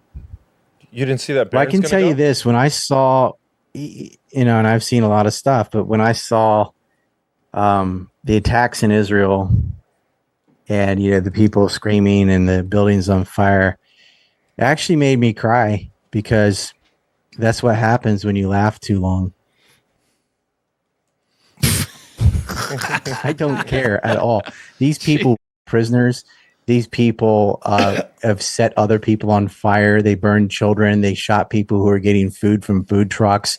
They raided their houses in Gaza and played around with lingerie and said that they are irredeemable little demons. And I don't have any sympathy for these fucks when I see Tel Aviv getting blown up. I'm like, that's your comeuppance. You went to war with Iran. You stayed in Israel after what they did to Gaza. You're all guilty. Yeah, it's like watching Laura Loomer go, oh my God, Candace Owens is saying Israel did 9/11. And you're like, do you Okay, really? then she's not wrong about everything. It's like, but like, what if, let's just take that as an honest statement from her. Laura Loomer got double plastic surgery in her 20s and is still ugly. She looks like Morticia got hit with stung by a bunch of bees and fell out of the ugly tree and hit every branch. Did you guys hear that she got kicked out of college because she started an ISIS student group in her college? ISIS? Yeah, she's been doing this forever. She has always been. What do you mean ISIS student group? Like, what does that mean? Look it up real quick. Laura Loomer, ISIS student group college. And it will come up. She, because this is the astroturfing. Like, so I believe. Like the fact that she's met Trump, like she's in that circle when she was just kind of the laughing stock of the alt-right, just the sort of plastic surgery whore that sucks everyone's dicks. And that's what she was known for. And then handcuffing herself to the building in New York because she got suspended on Twitter or something. Well, this says I was like, bitch, please. I'm the OG blanket canceled. Like, I got canceled on everything. You got really canceled. Well, this says that, okay, a Barry University honor student is at the center of an undercover video that showed her trying to convince officials into allowing a pro-ISIS campus club. Senior Laura Loomer partnered with Project Veritas and James O'Keefe for the video, in which Loomer told instructors. So this suggests she was like behind the scenes. Oh, yeah. Okay, but she still got kicked out for it. Yeah, I don't have that much here, but it says why would you want a pro-ISIS anything? Although they normalized him. Giuliani was shaking hands with Trump in the White House. It's embarrassing. It's like that's it. Trump went from you don't even know who these guys are. Don't finance. Like he was fine the first 4 years. Now he's shaking hands with Giuliani, and Netanyahu says jump. Trump says off of what? It's like when Hogan went straight NWO, literally. Yeah, dyeing his beard. Right? And you're like, dude, what if Trump came out with a dyed beard? And you're just like, damn. But what do you, I don't know if you answered it, but do you think Israel survives this? And do you think the relationship between the American people and Israel is dead? They can pass as many laws as they want. Yeah. But it's like over. you see people getting losing their campaign. Jasmine Crockett's out. Dan Crenshaw, he's replaced with another Zionist. But that's just the primary. If the guy he's running against is anti-Zionist, I think that guy could beat him, which really sucks because that means Mamdani won. Israel's name is mud. Scott Horton was in private discussion. We were talking about it, like their name. They can never redeem themselves after what they did to Gaza in front of the world, and everyone knows they dragged us into war with Iran. Like this is the plan. Everybody, with IQ above room temperature understands this. So it's not just like mad college kids the way the media tries to paint it. It's anybody with a shred of empathy, with a any inkling of intelligence can see these people are just demonic psychopaths that think God's a real estate agent and they want ethnic cleansing and land annexation. They're total holy roller, Bronze Age morality, weirdo, end timers, Zionist freaks. And they can't recover. And depending on how this war goes, and it's not going well for them right now, they really bit off more than they can chew. I think it's the beginning of the end. I think Israel it's still going to exist after this war, but it'll never be the same. It will not have the power it had before. The reign of Zionist global power is done. And I can tell you this, even with this war, and I think it's only about halfway done. I think we've got about 5 or 6 days left minimal. The threat of like American invincibility and air power and sea power, it's already destroyed. That Iran can last this long and inflict all this damage on these Gulf countries and Israel and hit them at will shows, okay, these defense shields, people are not going to buy these. All your gear, they're not performing very well. You're not going to sell any more F-15s. You're going to have problems, Lockheed and the rest of you. And when they run really low on ammo, and America could have been making drones, but it's like you said, the MIC, like, no, which one costs the most? All right, well, a bunch of those. They're going to run out. They're going to lose. They're going to lose a lot of face. And that it's kind of like the bully that gets beat up. It's hard to bully people after that. They're going to lose a ton of leverage, but Israel's going to lose the most. Besides Bahrain. Bahrain might have a full-on revolution. They're going nuts right now, and good for them, because the little monarch's family that rules over that fiefdom is irredeemable little hedonistic shitholes themselves. So good riddance. So other than that, they're out. But the Israelis, they're not going to be able to throw their weight around if America loses this war, because America is their weight. That's all they had going. And these little Gulf kingdoms that were, joining the Abrams Accord and kissing up to American power, they might want to rethink that. They might want to look towards China or some other direction, because American power is slipping before our eyes. Like the reign is over. And if they lose the war, and they're going to, I don't know what a victory looks like. You tried getting rid of the Ayatollah, that didn't work. So what's the plan? Just going to bomb them until they quit?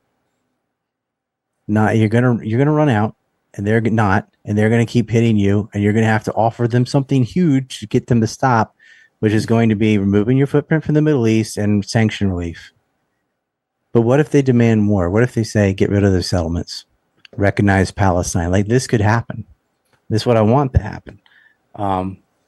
And it didn't seem possible until about 3 days ago, when you saw how sloppy they were at this war. Like they have the gear, they have superior numbers, more money, better everything. But the way they went about it, they abandoned their allies in the Gulf to put all their defensive systems to protect Israel. And then the Gulf just got destroyed. And they look like, hey, you're supposed to protect us. That's why you have a base here. Yeah, Saudi's been crying about that. Oh, yeah, they're crying about it. I'm like, what do you think was going to happen? Israel's the only real one they care about. They're just using you. Duh. It's just like the Kurds that they're going to send into Iran. You're cannon fodder. They don't give a flying rat's ass about Kurds. Oh, the Kurds have been sent in over Syria, and they're going to use you in Iran. Okay, so my question is, does Israel lose its power when basically the Bank of England is behind it and they control the money supply? Can't they just take time to regenerate all their money, then go right back to APAC and all that stuff to reestablish their footing? They're not going to have no power. Their power is going to be reduced. That's why I say it's the beginning of the end. It's not the end. Like this is where they start to descend. Right, they're still going to own media. They're still going to have their little billionaire clique. They'll run the U.S. government. All that's going to stay the same. But their ability to project that outside onto others has slipped. And you could see them having to make some concessions. So this is it for them, and they know it. They knew this was do or die, and they picked. They bit off more than they could chew. Iran is able to inflict heavy casualties on them, and all they have to do is survive, and that's when. And the U.S. is going to deplete its ammo, so they're not going to have strength to project power, like, say, in Taiwan or anywhere else around the world. They're slipping. You can go pick on Greenland or something, or Cuba, but Their days of bullying the Middle East are over, and they're going to lose control. Like they had such leverage over about 26% of all oil and gas on Earth. Not anymore. They're going to have real market competition, and they're going to have to deal with competitors like the Chinese and going forward. And these Gulf kingdoms, it's unclear what they're going to do, but it's pretty clear that before there wasn't going to be a change, and now that's possible. Does that bring any change at home? Do we see with all this obvious corruption happening? I mean, I don't trust voting as far as I can kick it. I think it's controlled left and right. But is there a groundswell, grassroots movement to kick out a lot of the corruption and get back to sensible, common sense politics? Back to? We're pretty far from common sense because the public is stupid, but I agree with you. Like both parties are trash.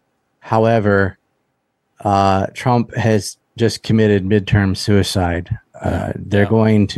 Democrats are going to take over and Trump could get impeached, which is like still a W. Like at least one of the bad teams will get some consequences, but then we're just going to have warmongers plus gay.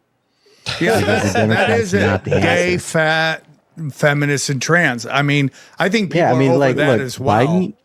Biden gave us the Ukraine war. Yeah. Biden let the genocide in Gaza happen. He actually gave weapons and ammo to help Israel do it. It's not like the Democrats are the opposite or something. They're just as bad, but gayer. What about Netanyahu? You're not going to win there. What about Netanyahu? Does he live? Where does he end up after all of this? You think they'd kill him? Certainly. Yeah. Well, they could prosecute him for his ongoing corruption charges. Yeah. I thought but where do you think he ends up though? Like, because he doesn't survive. If this war fails, he doesn't remain in power. Surely. I think they'll prosecute him, and one of the other little rats will take over. But he could end up in jail. Yeah. Does he get? That's why he's like he might be willing just to save his own ass to use a nuclear weapon. Well, there was rumor that that's what they told us that compelled us to act along with them, right? That they were considering. That sounds like some John Kiriakou bullshit. What do you think the Samson option and all that? They don't have a Samson option. That's Cy Hirsch. What is that exactly? What does that mean? That's that if they got their backs to the wall, they'll just annihilate America or like all of like the world. Oh, they'll use a nuke. America. Yeah. They don't have a delivery system to even reach America. They could nuke Europe, and Europe will nuke them back. It's after the story of the Bible where Samson pulls down the pillars on himself, but he also crushes the Philistines. So it's like you're going down with us type of thing. No, we're not going down with you. You're going down alone. And the other thing is, like, it's kind of like if you make God bleed, people stop fearing him. The moment Israel goes to one knee, their neighbors are going to collapse in on them. So is there a chance that Israel doesn't survive? There's a chance. America's not going to let that happen. America, as crazy as it is, Trump would send in ground forces before he let Israel fall. Yeah. Then it's just chaos. That is insane. Like, think of this. He said part of the reason the Strait of Hormuz is closed is not because there's a physical blockade that won't let anything in or out. It's just enough of a blockade that the insurance premiums are over 75%. So nobody's going to send their goods. They're just going to hold on to them till the war ends because the risk is too high. So Trump said, we'll pay for the insurance premiums. Oh, really? Oh, with what? Americans who have no health care? Is that who's going to pay for it? It's just so insane, dude. Now, my question to you, we're not going to keep you much longer, is Trump in charge? Is it his son-in-law? A lot of people think he's calling the shots. Do you think their Project New Palestine goes forward after this with all the real estate? I think it's Howard Lutnick calling the shots, just like it was Anthony Blinken before. It's always a little in the shadows calling the shots. And, Trump, he's a frat boy that never grew up. He doesn't make decisions. He's whoever he last talked to, but Lutnick's always in his ear, Epstein's neighbor, who took children to a sex offender island and then lied about it because he thought, dude, he's getting subpoenaed, by the way. Did you see Bill Clinton? His hands shaking like he was Michael J. Fox. Yes. So Yeah. creepy. Did you see him staring lovingly at the old pictures of back in the day? Boy, that was Right. Boy, He's like, we were- oh, look at we her. were And kings the and lawyer we took him didn't- away. He's like, wait a minute. Yeah, let me see that again. Man, we were kings, we didn't even know it. Yeah. I mean, it's just That's what the and then definition is, frazzle is. drip. They talked about that. That's crazy, dude. I love that Anthony Weiner just keeps going. I might run again. Everyone's like, "Don't. Nobody needs you here." I would do it. It's entertaining. Helps my I job. wouldn't get physical with him, but I would say you're a piece of shit if I saw him. Like, you are a disgusting piece of shit. We all know what you did. And you can walk amongst us because the system's so corrupt that someone like you isn't in jail. But we all know you're a piece of fucking shit. You know? And we all fucking know that. And It's both parties. Like the majority of the Epstein list is actually Democrats, but not all. Well, most of it is. They're all debaucherous, disgusting perverts, and I think that's a byproduct of the rot in our society and culture in general. Like, I don't think Epstein caused that. I think it's the other way around. I think the rot caused Epstein and people like that, like Peter Nygaard, Robert Miller, and so on. All these billionaire pedophiles could operate and act like that because they needed a system that looks the other way when they do it. it's kind of crazy, right? Our morality's gone. Yeah, and like how he says it's just Democrats. Trump was a Democrat before. When he first met Jeffrey So Epstein, is he was a Tulsi. Democrat. He was a Democrat Yeah. when he was hanging out with them. Now exactly. he's a Republican. You're like, oh, but when he first met Trump, he was definitely a Democrat. I mean, when he first met Epstein, he was definitely a Democrat. Yeah, I think he still might even somehow be it. He just kind of knew that he'd win there. If that's true, then he's excited about them winning. He's just the kind of a midterm. Democrat that LARPs about illegal immigration but doesn't really do anything. He would have joined whatever party would have gotten him elected, I reckon. Yeah. Yeah, and it's just like, I think maybe the first 4 years something could have gone on, and then when he just got, I mean, if you believe the lawfare was real, you know, maybe he's just like, F you guys, I'm just gonna make as much money as I possibly can, get the fuck out. Yeah, he's owned. I mean, why even run again? You know, they have that on him. And where's the investigation into 2020? You said that was stolen. I kind of Yeah. agree that it was. Look into it. No, he's not interested. None of them are. God, They that's don't, a good because if point. they No, go after the he's- other side, then they'll come after you when they're in power. So they play this Right. game. It's like mutual destruction. Or his assassination. He never really looked into it. Yeah, just everything moves on. It's just all disgusting, dude. It's it's theater, man. They he's completely compromised. They even said, "Did the Israelis force your hand?" He goes, "No, maybe I forced their hand." Yeah. Dude. No. So funny. Yeah, I mean, Can this you is blink year twice one. if they're holding you hostage? Like, what is it, man? Do you got ticks on your nuts right now? Like, what's going on? Yeah, and we're only like halfway through year two. I mean, we're not even halfway. What could it be? Are you fucking an animal or something? Like, even I don't know. I think it's his family. You mentioned his family before. It must be. It must be. I've said that. Well, yeah. I mean, his daughter's married to a Kushner, so Yeah. plenty on her. Thing is, even if pictures of porn, whatever, with AI, anyone can create that anyway. So it's not that. Like, there's got to be something really dark. Did you have those kids murdered? Like, what the did you do? What did you do? What'd you do? Because they got him over a barrel, and it's like they want you to know. Like, he's grabbing his ankles for Israel so hard, he's spreading his cheeks, you know, wider than Monica Lewinsky's squat. It's just like, yeah, he'll take one. Yes, sir. You're gonna have another. Like, they tell him everything. He does it. He went to war with Iran. He made fun of Obama for that. He's like, "You're gonna go to war with Iran." Trump went to war with Iran, and he didn't have to. Like, Israel started it, so like Marco Rubio said it. Oh, well, Israel did it, so we had to join. Well, you didn't have to. And then later You on, can he's let like, them I duke it never out. said that. You're like, here's the video. Yeah. Yeah, you're on tape, little Ruby. A Narco big Rubio. sickness of this society we live in is that lying is acceptable, and there's no Yeah. consequences for it. You know, when Biden got caught plagiarizing speeches, Yeah. He got ran out of the presidential election. That doesn't happen anymore. That was a big deal. Think about how far we've come. If that happened today, it wouldn't even make the news. He now. would just There's be so much like, crazy I didn't stuff. say that, move on. Everyone would be like, my team, my team, my team. Yeah. Well, Melania was like Yes. complaining about Michelle Obama makes a speech and everyone loves it. I make the exact same speech and everyone got mad. Literally. Yeah. So funny. Ryan, good to have you back, buddy. It was great. Great conversation as always. One more time, tell me. Remember when Lewinsky was the scandal? Yeah. It just seems like so leave it to Beaver now compared to what's going on. Yeah, we were so naive. But again, that's Israel. I mean, like, I think people are now, I don't know what Twitter is. Twitter seems to be a lot of things, some of it good, some of it bad. But I do believe, man, Twitter has opened up the discussion. Yes, there's a lot of bots on there. And like, dude, don't be afraid to block people, especially some guy who's someone who's like got a picture of a dog and he's like, Johnny Bing Bing Bong 4259697. Block that dude. Block him. Block him. Mute him, even better. I don't know Sounds what it is, but Twitter opened up Instagram more.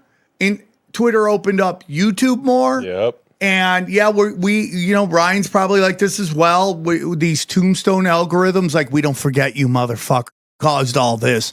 But Well, do you know what opened Twitter up more was Telegram? oh, A really? lot of the information that's on Twitter about this war is coming from Telegram. Our Telegram's out of control. Because that's where all the Just people like bots and me angry people. Oh, is it? got pushed to Telegram, where I'm banned on Discord, banned on Instagram, banned on YouTube, banned on Facebook, da da da da. So we end up on Telegram, and it kind of serendipitously made an area where journalists and like hardcore fans hung out without all the BS. It's like Twitter, you can post on there, but there's also a lot of just slop on Twitter. But there's a far larger audience, so you got to do it. But if you want to get news quickly without all the slop, you go to Telegram.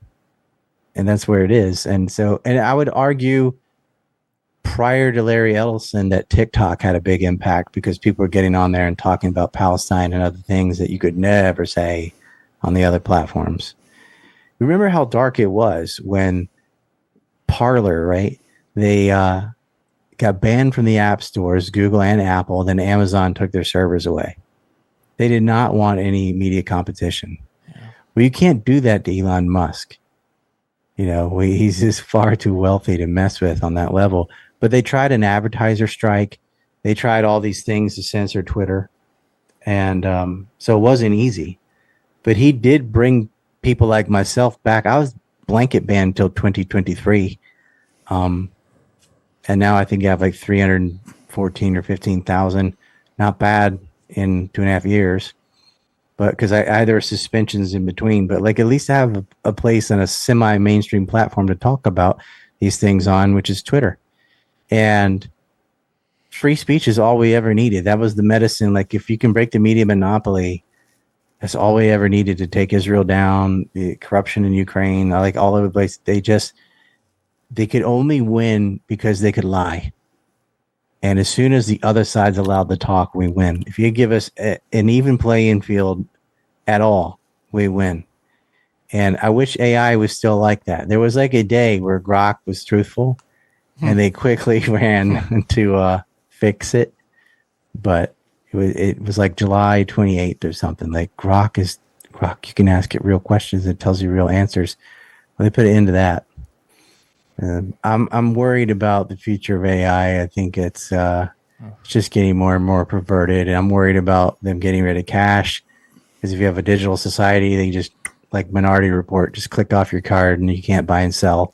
Like this is the last generation that can turn this ship around, and if we fail, it's just going to be impossible to resist in the future.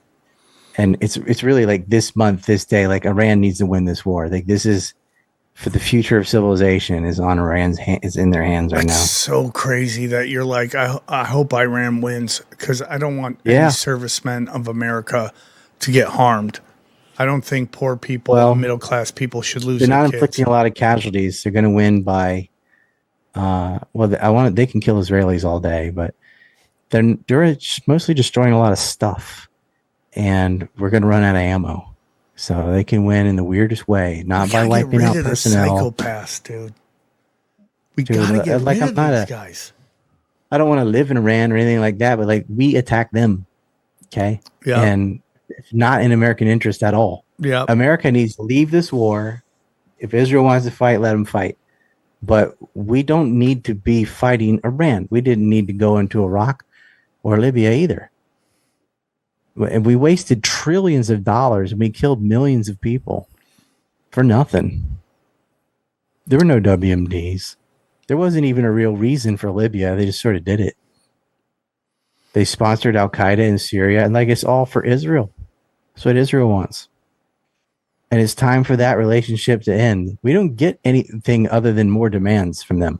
Yeah. Imagine if we just told them to f off and we just bought gas and oil from Iraq and Iran. How much higher the standard of living would be. Not only did we not spend $8 trillion on wars, so we had all that money back, but we had trade relationships, and gas was, instead of $84 a barrel like it is now, maybe $34 a barrel. Like the quality of life would be like East Asia instead of Chicago. You're completely right, dude. I hope people wake up. We're trying. Buddy, great episode. Ryan, thanks for coming on. We always love talking to you. Thanks for getting up late and doing it for us. We appreciate you.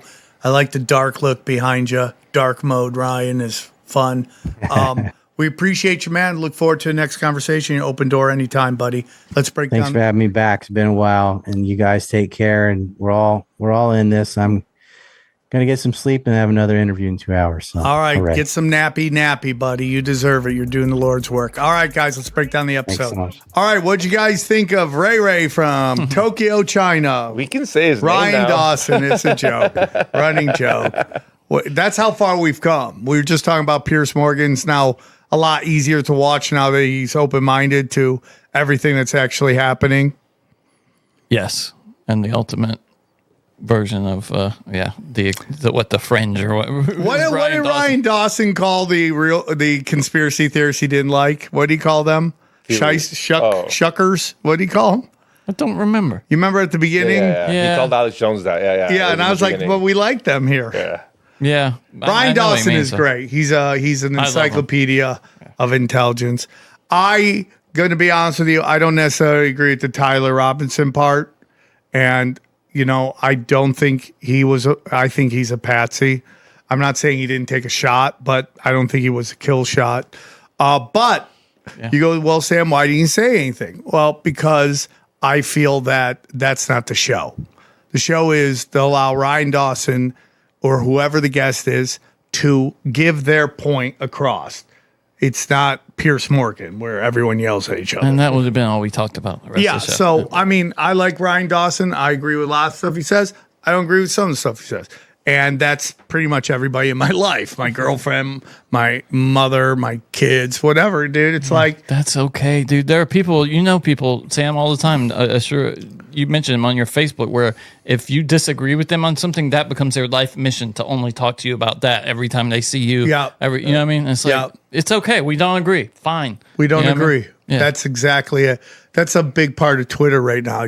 I just block people to say, obviously, insane stuff to me. Well, there are those people that the only time they pop into your feed, it's just something you don't want to hear about. It's negative, bitching at you. Yeah, like, come on. yeah. So I think he's great. That's a lot of crazy stuff about the war. He didn't scare you guys. He said a couple things. He said he wants Iran to win, which I understand what he means by that. That is that I want people not to take some of the laughs at some of the moments as disrespectful to people who have joined the military to protect their country, who've been sent into a banker's war. I love being American, okay? I love my country. Show me a country, I'll show you a country with a shady past.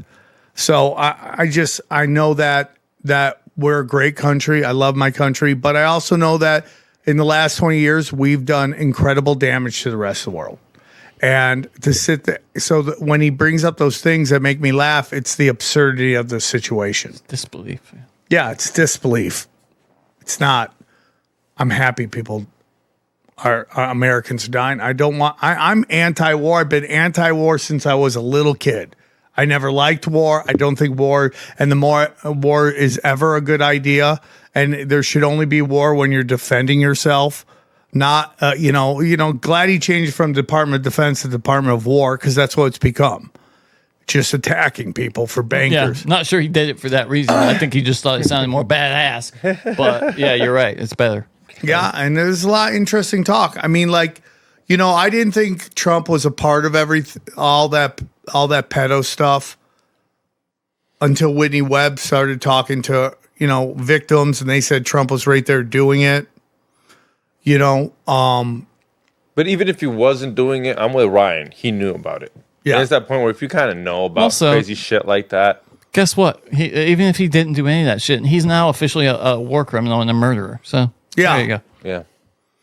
Johnny, it gets like that video I sent you, that black guy knocking out that old dude, and you said he didn't go to jail at all. No, he got probation. Yeah. Isn't that crazy to me? Yeah, he's out on probation. Like, this is where we are, a society where words are more dangerous than violence. And it's just not a problem. If you don't know, it's a video of a young black man who was working at Dunkin' Donuts. Well spoken. Yes. Working his ass off. Yeah, working Gets at called Dunkin'. the M word by a 77-year-old guy with mental illness. Regular customer. Yeah, old guy who was like decrepit apparently, and he comes in and one punch KO and kills the guy.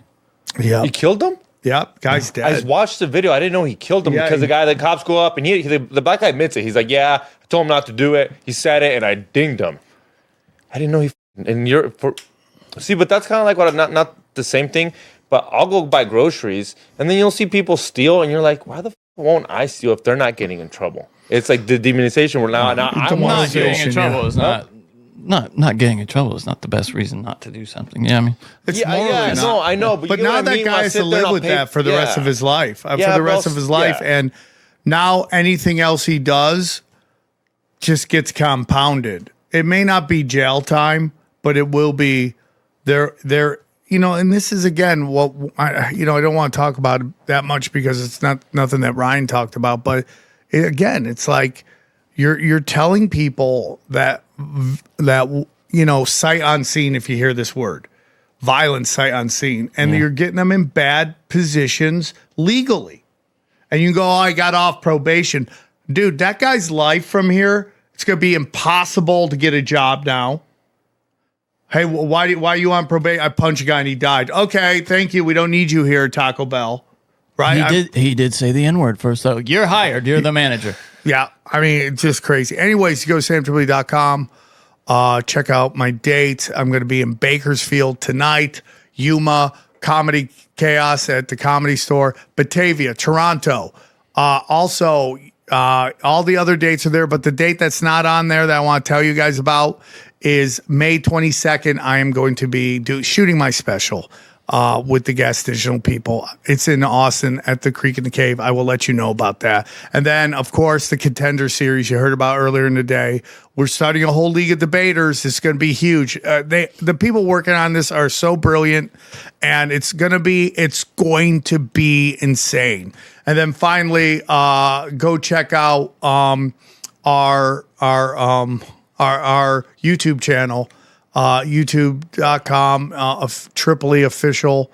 Was it YouTube? YouTube, yeah. Tinfoil Hat official. Tinfoil Hat official. Upside down Sam Tripoli logo. Yeah, and then go down. New dates are up. Look how hot that chick is, dude. Who is that? That is one of these athletes' wives. Ooh. It's just a level of like symmetrical. Go down. All my premium content there. I'm telling you, it's the best in the business. The best premium content in the business. Check it out. If you love conspiracies, thumbnail. Even though the Ryan Dawson episode is kind of current events, most of our shows on Tinfoil Hat are evergreen, meaning you could listen to it 2 years from now and still enjoy it. The premium content is more current events. So if you're looking for my take on this and that, it's really good stuff. Go all the way down. Cash Daddies, Johnny.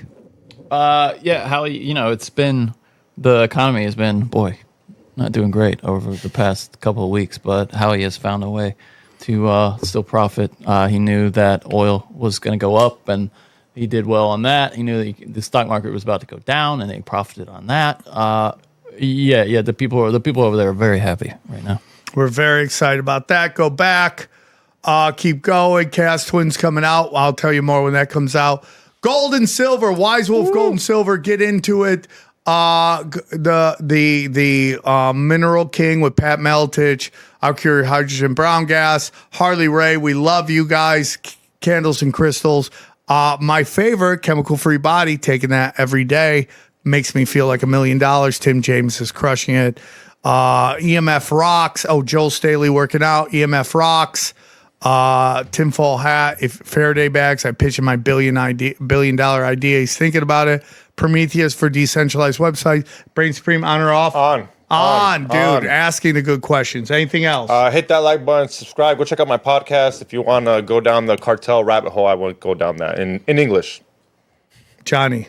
New Broken Sim out there. By the time you hear this, we will be, talking about all the world's gone to shit, so we'll talk about it. It's not going to shit. It's just got more obvious. Well, it's gone to shit if you live in Iran, certainly. But, yeah. I mean, dude, here. going back to Ryan Dawson, it's super interesting. I mean, Iran's been waiting this forever. And, all of these Republicans who were Democrats before talking about you don't want to go to Iran, you don't want to go to war with Iran. It's going to be a whole different animal, and they're totally finding out right now. Did you see that website that got kind of big where it was draftbaron.com and it got kind of big where it was all over the thing? And they're like, well, if we want the brightest and the best, why not send up your price? Listen, I like Barron Trump, but that's 100% true. All of these. He would die so fast. He's he's such a. You're setting a Nephilim to get shot at. I tell you, my great grandfather, when he was at Gettysburg, he said the only reason he survived because of how short he was. They all shot over his head. And that Barron, he'd go right away. They'd all be shooting at him like, look at that tall son of a bitch. You just got to shoot here and you're going to eventually get up there. You'll hit something, yeah. But again, we're seeing pictures of all these servicemen that have died in this skirmish and it's why these Israelis are hanging out in bunkers. Sorry, guys. Yeah. And what do you think of the footage that our Department of War puts out where it's like bragging kind of about like blowing people, you see these drones like, oh, they got this column of Iranian military and you just watch people's legs go exploding. I hate that stuff. Yeah. And that's from our government releasing that. Yeah. Remember when they would try to hide it? Remember when they tried to hide it like during like the 60s and shit like that? Even in the 90s, yeah, like with Iraq, they were hiding it and then a bunch of it got released all at once. And then it happened back with Vietnam, like when we first started seeing dead troops, and we'd never seen that before, especially not in living color on TV. It was shocking, and now that stuff has become so commonplace. We've become so desensitized to violence. Are you guys on the whole? They're going to run out of defense missiles in 3 to 4, 5 days. They've been talking about that. Yeah, I don't have. There's what's his name? Scott Preston. Is that his name? The guy who's like former military. He's like Israel's already out of weapons. Well, because they wasted a lot on Gaza. How dumb are they? Think about it. They bombed a lot of their shit was used on Gaza. But it like makes me sad and scared that he's like they'll just send troops in. That's what I fear was the Israeli plan all along because they knew that escalation you couldn't complete this without escalation, and they when we got American boots on the ground over there, then we're stuck. They're just psychopaths, dude. We'll just kill a bunch of Americans. Well, they got Laura Loomer. Americans' life lost, such a tragedy. It's like you, bitch. You go fight. You go fight. That's why I say, Lindsey Graham, you go fight. Round up all these Zionist neocon scumbags and send them over there to fight. We go through you, we see you sacrifice, we'll think about it. We don't need our kids to die. We don't need poor and middle-class children dying so rich fat cats can line their pockets. It's going to be interesting, man. It's like, I get that the American empire's dying, but is it just going to be like third world here? I want to ask you something. Okay, one inconsistency in what he said. He said at first that, because I asked if Iran made a mistake in attacking the other countries around them.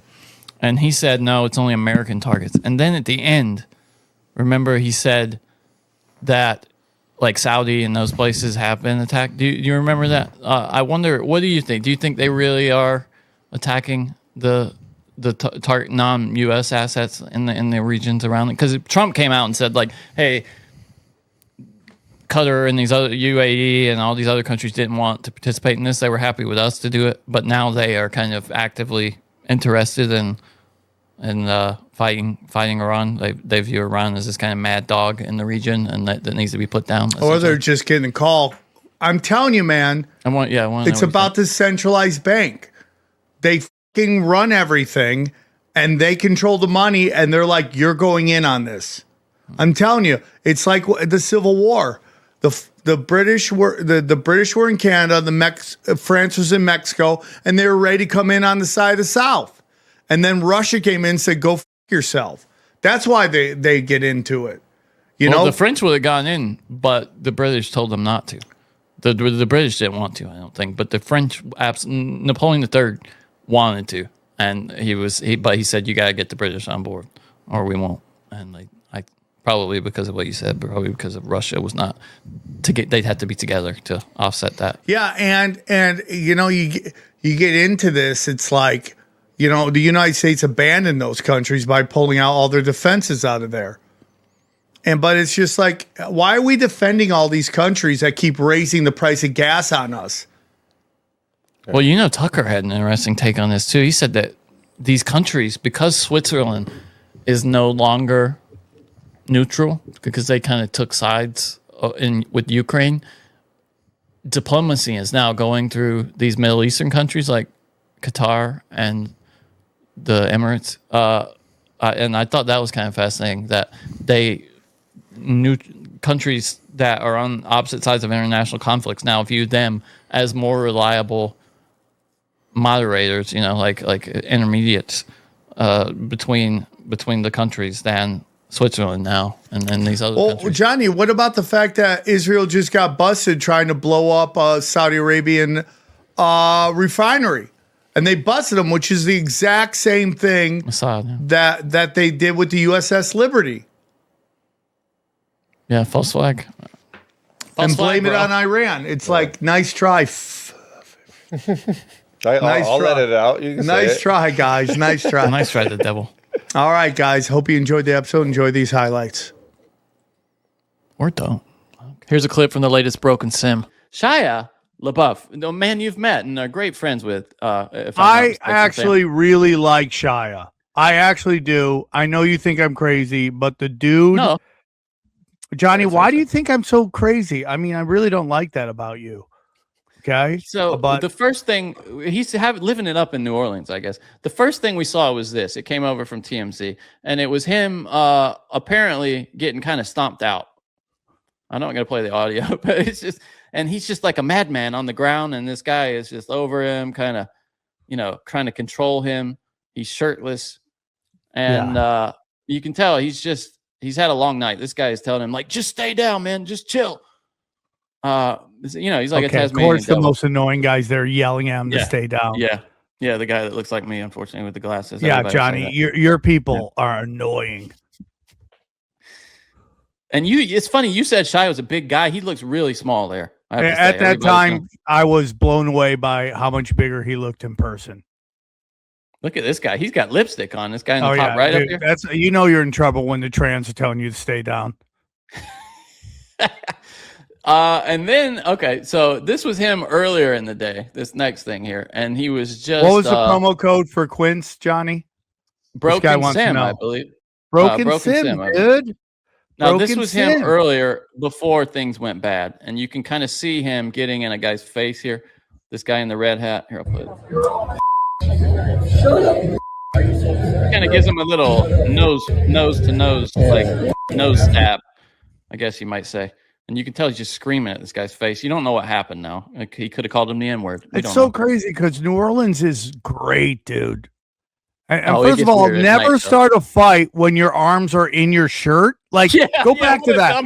Could that be the like any other person knocks my friend out? Look at that. Go back to that. Yeah, hold on. I'm pulling it up right now. You're so right, brother. Like, what is he thinking?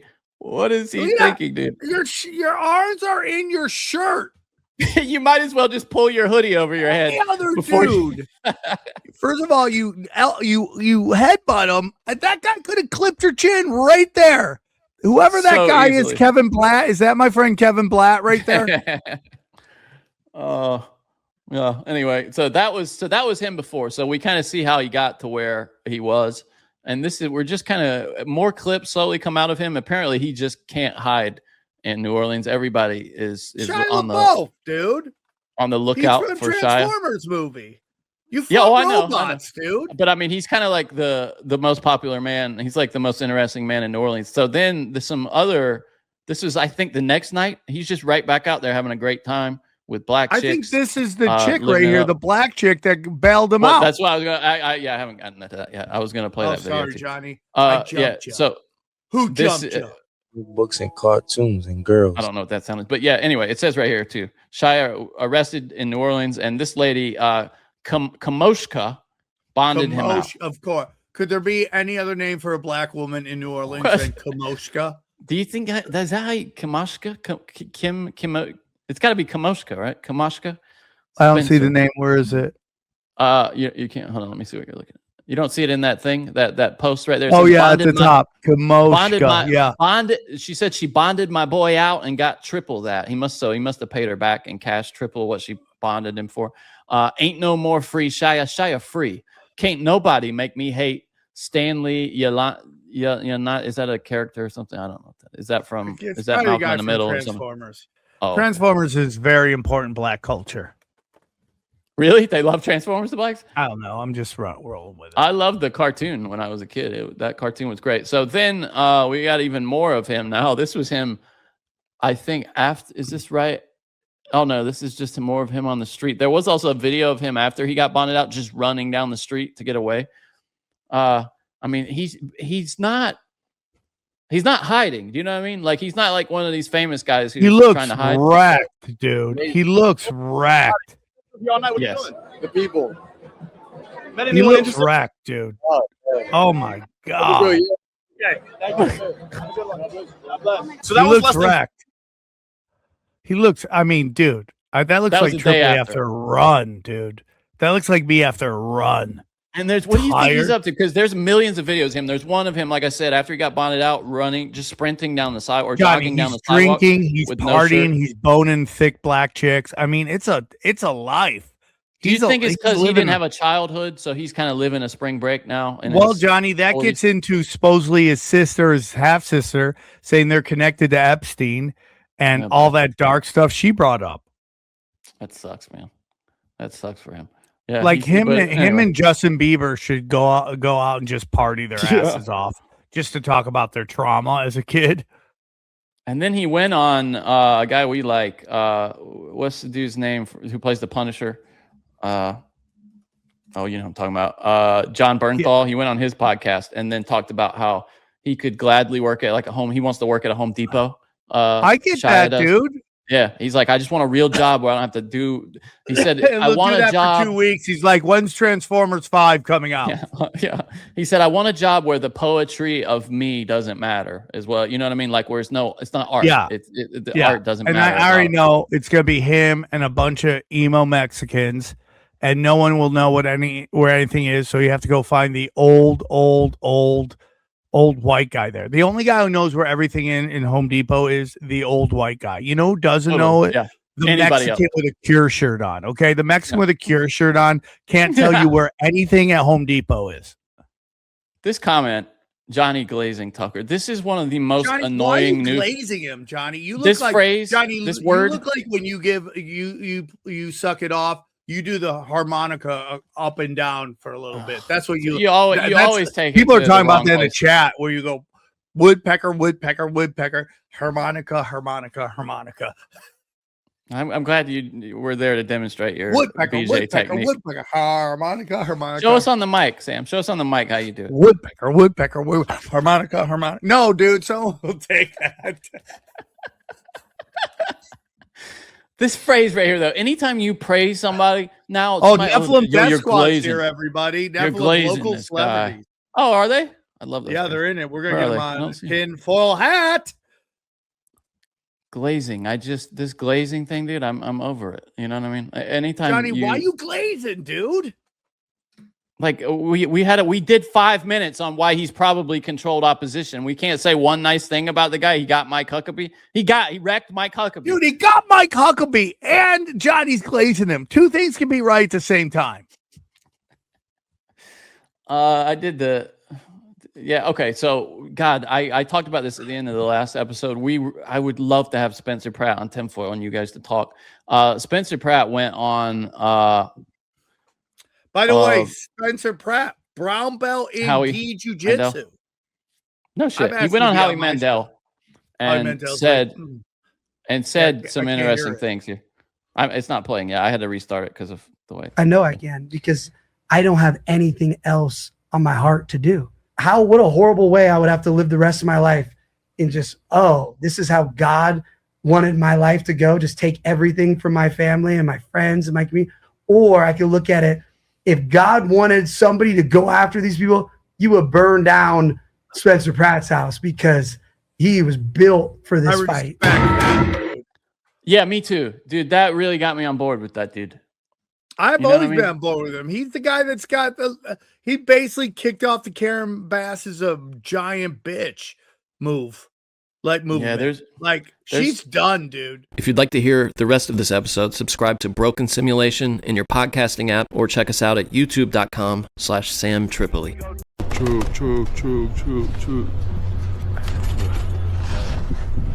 Man, all I've had is beers today, dog. So fucking gay, dog. So fucking gay.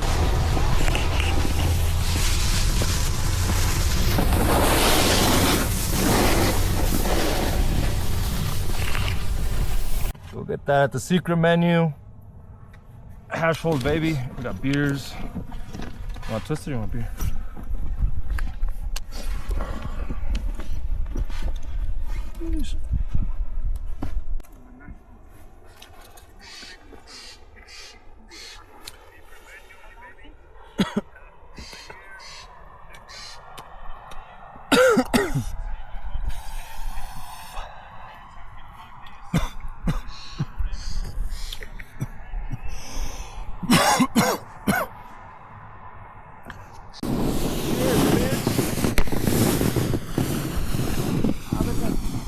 Vas a partir la madre, güey.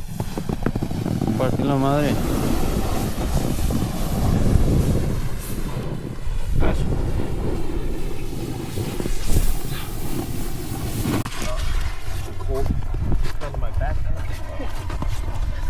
I was tiring, bro. Huh? I was tiring because you're like, boom, boom, boom, like, you know, you're like. I actually like that one. Dale, puto.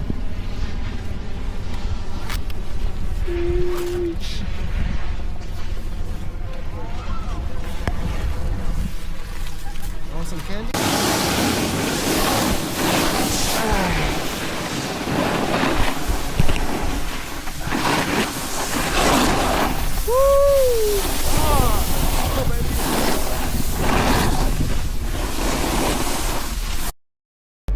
Up against the wall. Let's get to the bottom of what you really got going over here. Smell like shit. Dope. It's not ours. I understand. Dumbass. Now let's see what Tarzan is hiding over here. I ain't got nothing, man. Easy, I ain't got nothing. Marijuana, cigarettes. It's for my glaucoma. Are you serious? Easy, bro. I don't even gotta search this, dumbass. Bro. More dope? Those are vitamins. It's not a stash, I promise. Really? All this dope? Why do you guys need so much of it? I hope you guys have a really good reason to be this much of a dumbass. We do. Yeah, we do. We're performing at the Comedy Store main room. And Russell Peters is performing. And Sam Tripoli. Show starts at 8 o'clock.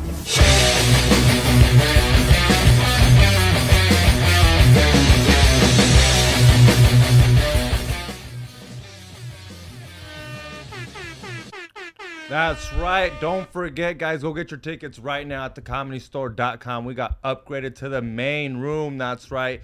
Sam Tripoli, Russell Peters, Saul Trujillo, Stevana, Nitty, E-Zone, 3 Plates, motherfucking Tommy.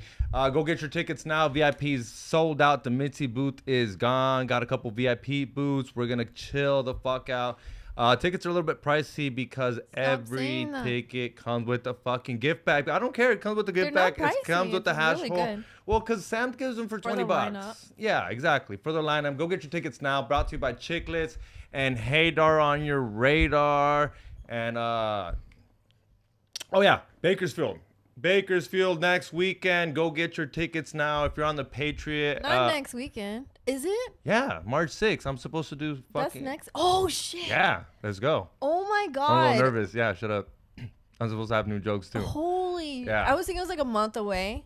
Nah, it's fucking not this weekend, the weekend after next. Damn. I'm excited. It's going to be a good time. If you're on the Patreon, I got a guest list, so hit me up, DM me. If you're on the We Don't Smoke the Same Patreon. Doesn't that video make snowboarding look fun as fuck? It does. It does. I had such a great time. It was just me and Fer. Just a solo dolo boys trip. Yeah, it looked like fun. We fucked up. Why? Well, you know how gay that part was when we were like touching each other in the front? I didn't notice it. Oh, You well, think I would? Yeah, I know. Because look at that sticker, right? That's so gay. Shout out to Steph Tone. We just did an episode with him, and he brought these fucking stickers, and they're really amazing. They're so cool. Yeah, but fucking he's Fed fucked up. Why? What did he do? This is why you need girls. That's why you need girls? This is why you need girls. Or some gay dudes. So I booked the hotel, and then he hits me saying, "Oh, I found a cheaper one." No. I'm like, "Yep." Even just to get the hotel, you need a girl. Ah, dude, do you know what happened? If you want to make a quick little wild guess. Go ahead. Oh, it was dirty? No. Tweaker? No. They're in Big Brother all nice, but I book a hotel. I'm like, "Yo, this is how much it was." One bed. Whoopty whoop, and then he hits me back up. He's like, "Nah, I found a cheaper one. Cancel that. Do this one." It was a free cancellation fee, so I was like, "All right, Yeah. handle." I cancel it. Why I get there and there's one motherfucking bed. I told you one bed. I was so Because you guys fucking can sleep pissed. in the same bed. We were so tired. There was carpet on the floor, so I was like, "Oh man!" So I just got wasted. And then the next day they gave us a normal room, but it was that thing where I looked at. Oh, he booked it 2 beds. Hmm? He booked 2 beds. Yeah, they fucked up. Oh, they okay. made a So mistake. it wasn't his fault. Yeah, but Doesn't he it's do like fancy Marriotts or something? Yeah, his mom works at the Marriott, Yeah. so we used to get hooked up. But yeah. I think he would be good at it. Yeah, but it was a great time. It was fun. It was cool. It's cold. You guys are supposed to cuddle together anyway. Fuck you, no. We got a nice little heater. Eating pollo loco. We got wasted though. Pollo loco. You eat pollo loco? That tortilla soup. I'm fucking. Oh yeah, it is good. The chicken. No, it is. And Yeah. honestly, their tortilla soup is fire. I'm not even fucking around. It's really good. Yeah. I get that when it's cold, and it's only like $2 or something. Yeah, so it's just a good steal. Are you trying to get sponsored by Twisted Tea? Dude, I wouldn't fucking mind a Twisted Tea sponsorship. You're not gonna get a Modelo sponsorship. I mean, you could now, right? I don't know. Maybe. Maybe. I don't know. But my last video did good. That one of me snowboarding where it says. That one we should have played. Yeah, I should have played that one. What is it? What did I say? Taking jobs. Out here stealing jobs, hobbies, and white girls. Yeah. And you saw I spelled hobbies good this time. Good job. I know. I was impressed. Good job. Good job on me. It was really good. I thought it was really cool. It looked like fun. No one got hurt. No, With yeah. all the avalanche stuff, and like my whole feed was nothing but like avalanches and like people dying in the snow recently and all that stuff. And I was sending it to you, and I was like, "This is my feed. I don't know if you should go." I'm glad you brought this shit up because. I don't have a clip of it. Huh? I don't have any clips of it. No, but though. I'm glad you brought this shit up because while I was out there snowboarding, they had chains requirements, like for your tires and shit. Yeah. And I didn't have any fucking chains, but the Raptors got like 4x4 tires and shit. And I'm just like, dude, they're gonna send us back. The line's really long. We might as well just go try to get some chains for the fucking truck. Why go to Best Buy? I mean, my bad. Why go to why go to Walmart? Why go to AutoZone? And none of these places have it. My tires are too motherfucking big. Oh, by like 2 inches type of shit. So then some lady sends me to a tire shop, and I get to the tire shop, and I'm trying to be all friendly and shit. I'm like, ¿Qué onda, compa? You know, trying to speak Spanish and shit. And this was just mad dogging me type of shit. Because you have a nice truck? I guarantee, 100% that's what I think it was. Yeah. Because I get there, and he's like, what's up? And I was like, hey, you got chains for this big-ass tires? And then he was like, let me check. And then he goes, looks at my tires, and then he's like, yeah, I do. And I was like, oh, how much, player? Like, good looking out. Fuck yeah, super excited. $380. Shut the fuck up. That's how much a new tire is. $80, dude. Yeah. For and my car. And I looked at it and I was like, bro, that's not even how much the hotel stayed. Like, you're tripping, right? And I was like, you think I'm gonna really need them? And of course, this motherfucker gonna say, yeah. Why would I ask the guy trying to sell me change if I'm gonna really need change? Of course, he's gonna say, yeah. So I look at Fed, I'm like, let's risk it. Like, fuck it. They don't require it? They did, but they didn't. Because your car's so big. Yeah, because my truck's so big. But some of the little cars fucking do. They were swerving around. It's pretty crazy. If you're out there and you're trying to go to Big Bear and you don't got like 4x4, put some tires on. Some cars were just sliding around. I was off like for 2 days. Well, not really. I was off like at 11 on Saturday, and I thought about hitting you up and just be like, maybe I could just go up there and just hang out in the snow. And then I thought about my car, and I was like, I don't think it'll make it. Yeah, we almost thought about taking Feds, and that was not a good fucking idea. That's cool though. Yeah, and then I'm up there, and then I get fucking text messages saying, "Oh, Sam Tripoli's talking shit on you," and I'm like, "What?" You recorded again. Because I record again, and then they're supposed to complain because I'm wearing a hockey jersey. Oh yeah, I forgot about that. Yeah, when else am I gonna wear a hockey jersey other than when I'm in the fucking hockey? Why That's what Johnny said. Johnny's like, does he even watch hockey? Do I even watch NBC? NPC. Do I even fucking watch Dodger games and I have Dodger hats? I don't know, but yeah, if I'm gonna wear ice. Yeah, Johnny. Yeah, Johnny. He doesn't. He's not. Yeah, he's not gonna fucking watch on his radar. No, you don't give a fuck. Yeah, he was mad that you guys were recording and Sam said this was just stop. Yeah, no, but the crazy shit though, it's funny because I'm always up there and I end up like getting to the fucking hotel exhausted, trying to shower, and I go through my DMs and it's just a bunch of people telling me like, you're out there snowboarding and Mexico's burning down, El Metro got fucking killed, whoop-de-whoop, and I'm just like, let a fool chill. But no, it did seem chill. No, this is your calling. It's my calling. I'm surprised Sam didn't call you and get your whole take on it. Are you gonna have to do like a episode for him? You're the guest. He literally called, I was talking to him the other day and he's like, so what's going on? Yeah, because it's hard. I literally wanted to do it if I didn't know you. I was about to text both of you guys, like you and Fed, and just be like, I think you guys need to like come back and explain this. I mean, not much. I mean, there's not. I mean, it's happened a bunch of times. They just captured the main fucking head. They killed him. Well, did he? Supposedly, it was over something to have to do with his girlfriend. Why do bitches always gotta take down fools? Oh, you don't know that? No. Oh shit! I don't really know the main rundown on how it went down. But to be perfect. No, but you know, your girlfriend's out there flexing, out there and with civilian life because he was out there in the hiding, and I don't know how he got caught, but his shit is crazy right now in Mexico. But I also think it is. Wait! Explain what happened. Sorry, she was out there flexing. No, I just think she was out there like in the real world. Oh. And she just got they got too comfortable, just like everything else. She just got too comfortable, and they tracked him down. So his guard was down. Yeah, his guard was down. Yeah, basically over. I mean, because you think your girlfriend wants to be in the fucking mansion all fucking day long? Yeah, I would love that. All right, anybody with a mansion out there? I don't know how these bitches get bored and they're just like, I need to go outside too. It's like, no, be not like grateful. Jesus, right? Now he has to die. Like, dude, Did she die too? Like, you got so many rooms to clean. Right. You got so many bathrooms to unclog. Like, there's a lot of shit to be done. Why are you bored? You're in a mansion. What more could you want? Did you look into it though? Do you know, like, does it? We were texting about it a little bit, but is any of it tied to the timing of that Texas stuff? I know it's not near there, the El Paso, but isn't that kind of weird? It is weird. It is a weird coincidence. And no one's like saying anything, but I'm like, how did they shut it down saying like there's a drone, a cartel drone, and then all of a sudden he's dead, but America's not tied? Because there's a bunch of conspiracies. Yeah. One of the conspiracies, supposedly America's in on it. That's what America captured they said it was them. False, right? Huh? Go ahead, I don't think America captured them, but if they did, what a coincidence. Like, look over here.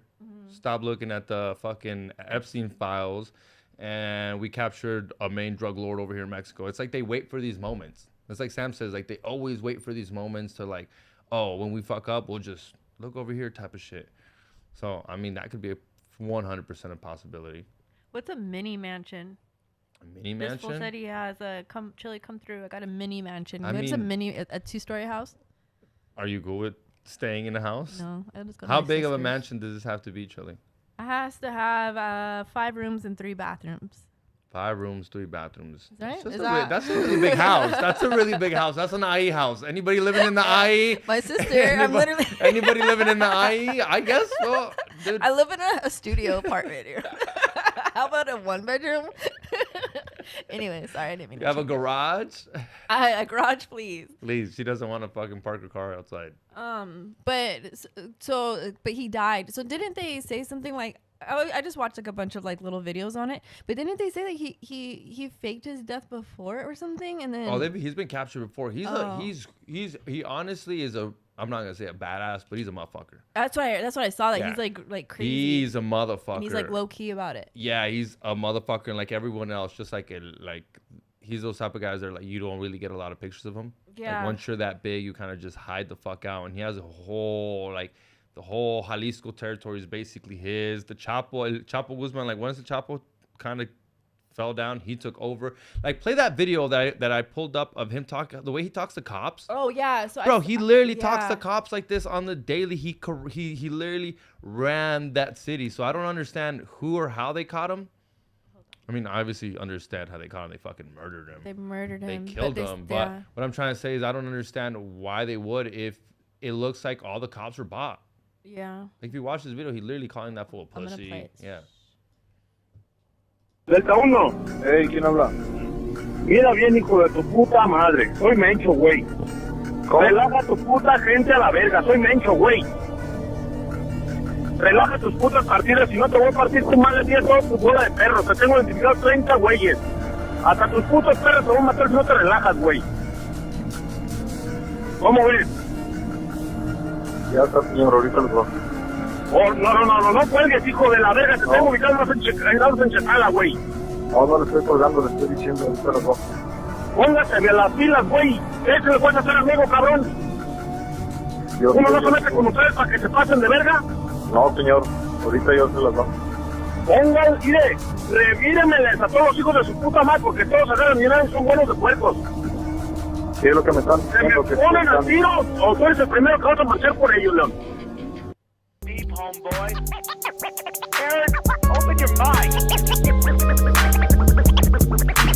Drink from the fountain of knowledge. There's lizard people everywhere.